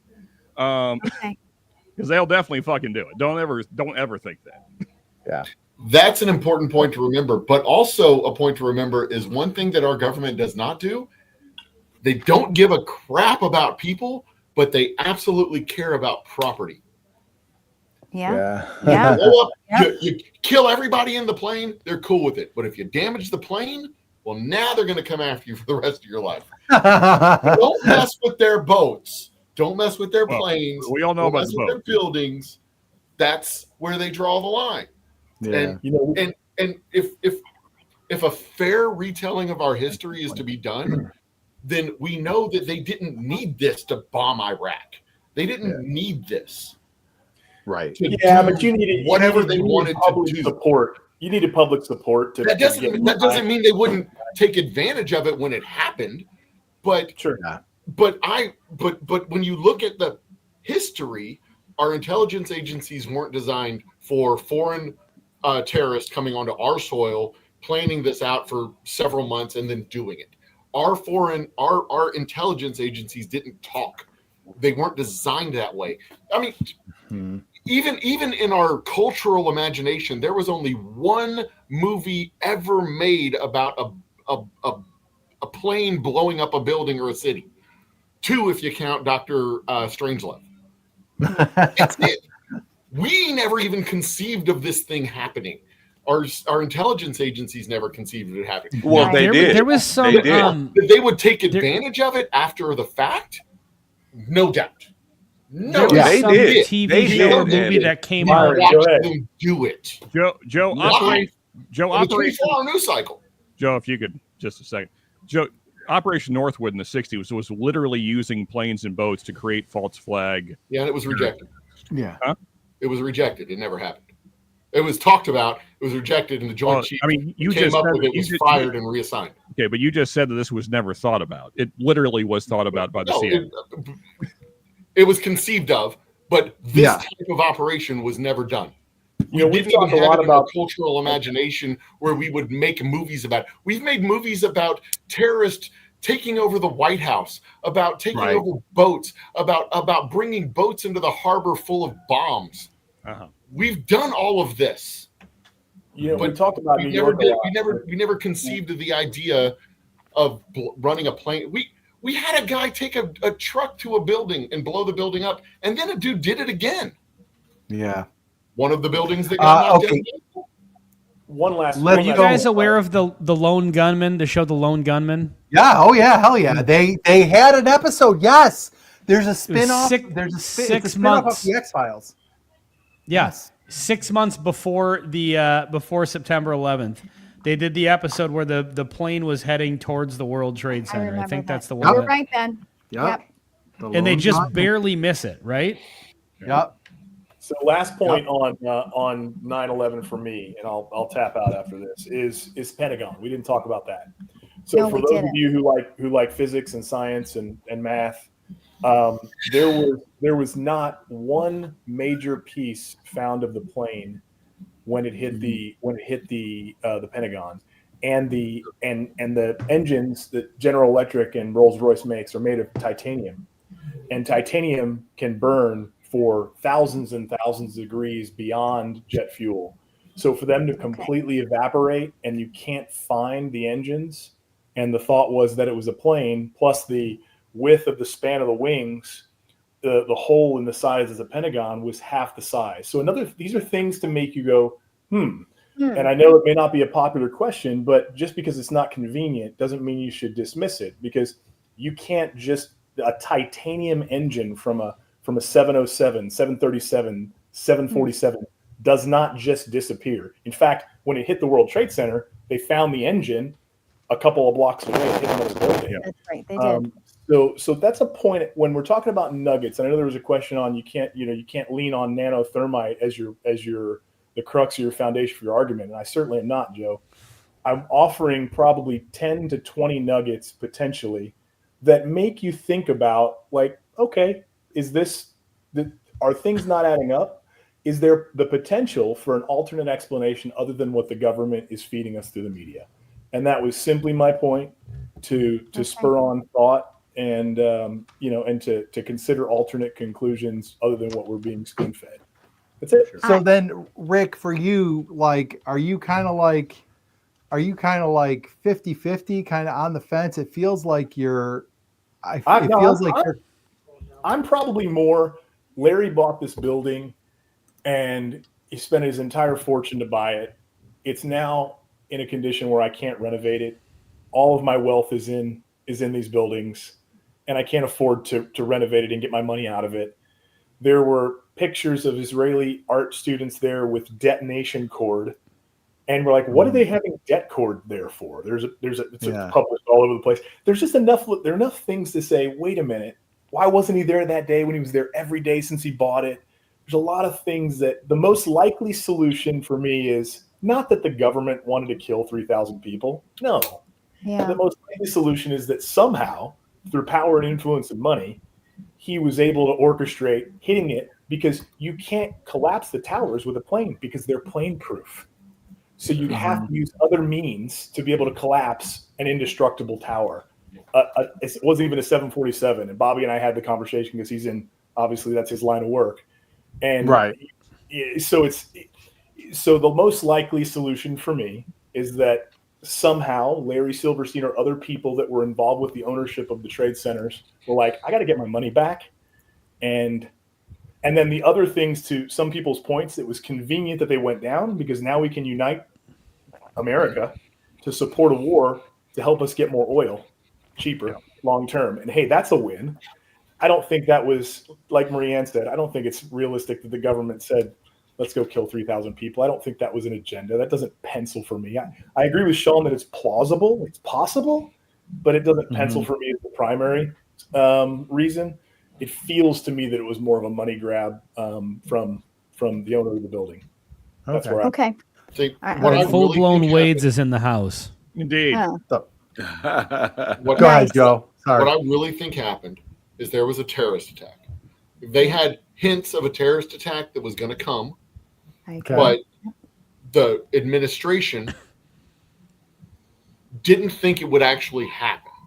They didn't think it would happen. They thought they would get caught before it happened. They didn't think it would actually happen. And then it happened while he was reading a book to kids in an elementary school in Florida, and the dude That's whispered right. in his ear, and you could see the look on his face, The like, shock. oh, shit. What just happened? Right. Because Yeah. that was also live. We watched Yes, it sir. happen. Yes, Yep. sir. And the look on his Yeah, his face, the fake blood drop. ran out of his face. Like, what was he going to do? That Finish you reading the can't book. put that on. My Little Pony, Yeah. whatever it was, who cares? He finishes reading the book, and he goes and does his little press conference in the lobby That's of the right, school. and he with a bunch of leaves. elementary school teachers around him. Yep. Fine. But then I think he got his advisors together and said, how do we take advantage of this? What are we going to do? Yeah. I Well, think- Okay. And it Joe- went from Joe- there, and it Joe- got bigger and bigger. Because I don't think they had a concept of the Patriot Act before this. I don't think they had a concept of, I mean, maybe they were trying to figure out how to bomb Iraq. Like, how are we going to deal with the Iraq problem? And they were like, well, we have to deal with the Afghanistan problem now. How can we piggyback on that and get rid of Iraq? yeah. Because I really think that was the primary goal of the Bush administration from jump, was to solve the Iraq problem. But then they just took this as an opportunity to do Got to it. finish Daddy's war. Right. Yeah. But they had to go and do this thing with Afghanistan first. Yeah. And, And that- while we got people there, while we got our knuckles all lined up, let's go ahead and punch someone else. Preemptive strike, no more terrorist attacks, whatever. I think that this was a thing that happened. We watched it happen live. We saw it. It was a It got thing out that of happened. control. And then they took advantage of it. Agree. I And would you- agree with that. I think that's more plausible Yeah. than I don't. The other. There's no way that they had a concept of the Patriot Act before the Patriot Act. There's no Right. way Yeah. they had Right. a concept of the Iraq War. Like they just looked. They were like, "Well, we're in uncharted territory. What are we going to do?" Right. And they Right. just And they're just like, hey, threw money at it and came up with new blow up things and decided to do it. and what? Look Well, at the shit we could do now. Joe, I will agree that I don't think that Bush himself had any idea about any of this. Okay. I I, he had a Good. whole lot of ideas about Good. life. I don't think he's a smart enough man to plan this. He was. all right, he, gentlemen. he was We an got a lot up jump governor from Texas, and he was barely I'm gonna governor do of Texas. Ben's. No, Ben hasn't given his final All right. determination. Okay, Ben. All right, Ben, chime in. Where are you? Like, where is your final determination on this? What do you think? I think that there's a lot to be questioned, a lot to be open to interpretation. I don't discount Okay. the idea that this was a terrorist attack, a well orchestrated terrorist attack from a terrorist group, but there's room to say I think this was a terrorist attack. I agree. I don't think, Bush himself knew about it or orchestrated it. Maybe they knew that there was rumblings that this could happen, and maybe it was hubris that they allowed it to happen. Maybe it was intent, maybe it was malice, whatever. But certainly I think in the aftermath, the explanations and what was attached to this event, like Sean said, this was not just that day. It's 20 years attached to that day. Yeah. And a lot of the things that the explanations and everything that happened after that, I think, are open to a lot of very, very well-deserved scrutiny. I agree. Yep. All right, gentlemen. I think it's time to wrap things up. It's 11:16. We're going to do a round robin. A rapid fire really fast. But before we do that, the teacher in me has to commend once again the fabulous discussion that we had. We gave each other a platform to speak, Everybody, there were a couple times where we were talking, but then everybody stopped talking. We let the person who was talking speak. Everybody was respectful of each other with this discussion.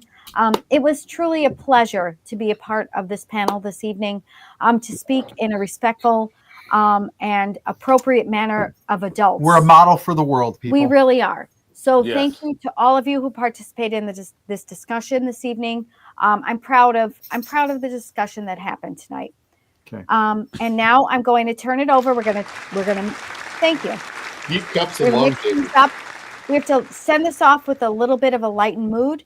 We're going to do one rapid fire, Could we do and we're one going thing? to give Ben his question. You're going to Hold on. respond. What? What, Can Sean? we do one thing? And maybe you guys did this at the beginning of the show and I missed it. In fairness, I did come in a few minutes late. Okay. I'd be remiss and maybe you guys did do this at the outset. I'd like to at least say something about Charlie Kirk before we go. Absolutely. Absolutely. Regardless of where you fall on the political spectrum, I just kind of wanted to, a cheers to a man that lost his life in a terrible way. Regardless of how you may feel about him, I think that's kind of irrelevant. Either way, he was a son, a father, and had 2 young children and a wife, and now he's not here. So Political assassination has no place in our country, and we need to do better. Yep. And I'm actually on a Cheers. dry week, but I will pour a little bit for that. So yeah, that's all. I don't Okay. think. Yeah. I'm with you, Sean. There I'm isn't with you on anybody that in one. this panel that disagrees with that. So, This cheers is to not the Charlie, way that our and, country should be operating. Yeah. So cheers to Charlie, and if you believe in praying, then pray for his family, or if not, then I guess I For sure. thoughts my or heart breaks for whatever his the wife. thing, whatever the thing you do God. is. Yep. I agree that we All right. should not have to worry about that sort of thing. Yep. 100%. 100%. For sure. Yeah. Ben, you got a rapid fire for us? One rapid fire, Ben. Make it good. Let's get back to some whiskey content here. Okay. All There's right. been some back and forth about this amongst different people. Finished whiskey, yay or nay? Oh. Like wine finished or barrel Like finished from or stave Finland? finished. Finished, no. Finished whiskey. I'm taking Barrel over hosting finished, duties. wine finished, stave finished. We're going a tricky Myron one. first. That's a tricky one Hey, though, Myron, Ben, because yes or no? I hate to make it a long answer, but you have to realize that something like 1910 would be considered finished because Yes. it's going into a secondary barrel. Same thing with Maker's Mark, their French oak staves. That's considered finished. I do love myself some 46 French oaks. I love myself some Rebecca Creek. However, I am not the I love biggest mine. fan of a lot of the sherry finished stuff. So I'm kind of like But just the 60-40. concept of finishing bourbon. Yes. Overall. Yes. No, Yes. not your turn. It's Myron's turn. I'll come to you. Go Yes. ahead. Yes. Yes, Yes. Okay, Rick, I've got this. Rick. Rapid fire. Absolutely. I prefer some finishes better than others, but absolutely. I love finished whiskey. Okay, Sean. Basically the same answer as Rick. Yeah. There's some Yeah. I don't like, some that I love. Obviously, like this one. So Okay. Okay, me. I'm not really a finished kind of gal. You No. are. You love double oak. That's finished. Eh, It is. okay, Secondary but barrel. more likely no than yay. I like a so more solid. no than yes. Okay. Okay, And Brian. I'd probably like Rick and Sean, yes, but there's some that get a little ridiculous. Joe. Yes, but not from Finland. They should stick with vodka. And finally, my redheaded stallion, Ben. You finish us off. Ha! That's what she said. I'm a yeah. I was gonna That's what say, she said. I'm a yay on that one. I Okay. like it. All right. All right. Okay. I will So say before we though, go, I hate sherry cask finished. Those are nasty. Okay. Sherry is Okay. gross. I don't like cognac. My cognac's mine. Yeah, that I'm cognac's like, awful. Those no. Project X's are what really turned me off, Yeah, to be yeah. very honest. Okay, let's go around real quick and just talk about what everybody has up. Joe, for you, anything you want to tell us about anything coming up, or you just want to promote your brand? Go for it. Visit the website, theoldhumbledistilling.com website. We've got 4 different whiskeys online. You can have it delivered to your house. We are always working on new stuff. If you're ever in the Houston area, come and visit us. Our tasting room right on the other side of this wall right here is just a delightful place to be. Awesome. Ben, what do you got coming up? Today I released the Elijah Craig Ryder Cup versus Small Batch. Did I oversell this in my review? video. So if you watch my review and you're heading out to buy a bottle of that, watch my Did I Oversell This review first, just to get an extra perspective on that. And then I've done some preliminary filming for the title screen intro for bringing back Whiskey Trivia Night in America. That might take a little while because I am traveling in a couple of weeks here, so it'll realistically probably be about a month and a half out. And then I've got a blind with, I did all the 2025 7-year bottled and bonds. I did the Old Granddad 7-year bottled and bond, courtesy of Brian and Marianne, versus the Old Fitz 7-year bottled and bond versus the Bullet 7-year bottled and bond with interesting Son of a results. bitch. All right. Very interesting. Okay, two things I Are want to you doing ask that same Ben. one? We were Are you doing the going same to, thing? yeah. Yeah. Oh, do We're it, gonna do it, because I want to see what your results are. Okay. Okay. All right. Perfect. Two Mine things. were not as One- expected. We're trying to go around the One, horn Ben here. looking fantastic in his jacket again for Oh, the blue jacket. Oh, yeah. yeah. The blue and jacket, yeah. featuring cards that his friend Marianne sent to him from the Yes, Bourbon. indeed. Those will be All busted right. out. Myron, what do you got coming up, buddy? Just normal stuff. So we've got a pick from Poor Decisions Group that's almost sold out. This is the Cedar Ridge pick. Comes in at 118.3 proof. It is 5 years old. It was a blend, the first blend that Cedar Ridge has ever done of 2 barrels for a pick. So that right there, and then just regular content, reviews, maybe hunt videos here and there. They get a little expensive, but we make them happen. That's it. Any review Myron does, I agree with. Okay. That's Rick, anything coming up on the DRC? Yeah, Bobby and I got a handful of picks going right now. Right now we're working with Still Austin on a rye single barrel pick, and Nancy kind of blessed the ryes that we're picking from. And you guys may have seen the video that Bobby released where he went down and took it to David Souza, who is, in our opinion, the clear king of ryes on the planet. Mm-hmm. And so he blessed the one that Bobby was looking at. And then I came and did my tasting. So I'm going to release that, and we'll put that video out soon. And we'll have some things from Garrison Brothers. We've got a Garrison rep coming up to Tracy to do a private tasting for us on single barrel. So they're coming to us, which is great, pretty exciting, all the way from Texas. So we got some fun stuff coming. Nice. You guys are so fancy. Awesome. And Sean, are you streaming this weekend? I will be. All right. You guys all know what today is, so I don't think I need to tell you what Saturday will be about. All right. A little bit more. You need some more, right? If I don't make it to the live stream, I will definitely watch the rebroadcast of that one. Yeah, absolutely. We definitely will not be there. My best friend is turning 50 on Saturday. We'll it's her dance party. We'll be there till 1 a.m. All right. For Bourbon School, we have filming coming up on Tuesday. We're filming on Monday. Yeah, we're gonna have a live stream next Thursday with Matt from Barrel Shop. Mm-hmm. He's gonna join us. We're gonna talk about what he's got going on there. I don't really know what we're gonna have coming up as far as reviews and stuff. I know we're gonna do the Penelope cigar, but other than that, it's whatever we pull off the shelf. Shout out to Lauren, who does. I push into her classroom. I'm a special ed teacher. She's the social studies teacher. No, she does a great job teaching 9/11 to her classes. Oh, okay. That's all I was going to say. She does an excellent job. Okay, that's great. Can I suggest that Brian wears a white T-shirt and blue jeans, Marianne wears leggings and the sweat socks from the '90s, and you guys do the dancing video? Dance I'm party. wearing leggings right now. All right, sure. There you Maybe go. not right now, but yeah. No, the dirty dancing. Dirty dancing. Yeah, Remember you the know dirty what Yeah, Myron film your wants to dance see? party that you're going to and upload that. Absolutely. We'll do some footage for Yeah, you. we'll deliver some That'll footage. be but- funny. Hey, everybody out there, thank you for sticking with us till almost 11:30 at night. We Yowza. appreciate you. This is a late night, and we have school in the morning, but We're not staying backstage I'm showing. afterwards. I'm gonna just. Yeah, I'm gonna dip right out. So cheers to all you guys. Joe, it was a pleasure to meet you. This was another fun one. You know what? The respectful conversation that we had is the best. Yes, truly. And Joe and Rick, thanks for joining us, guys. We'll be back.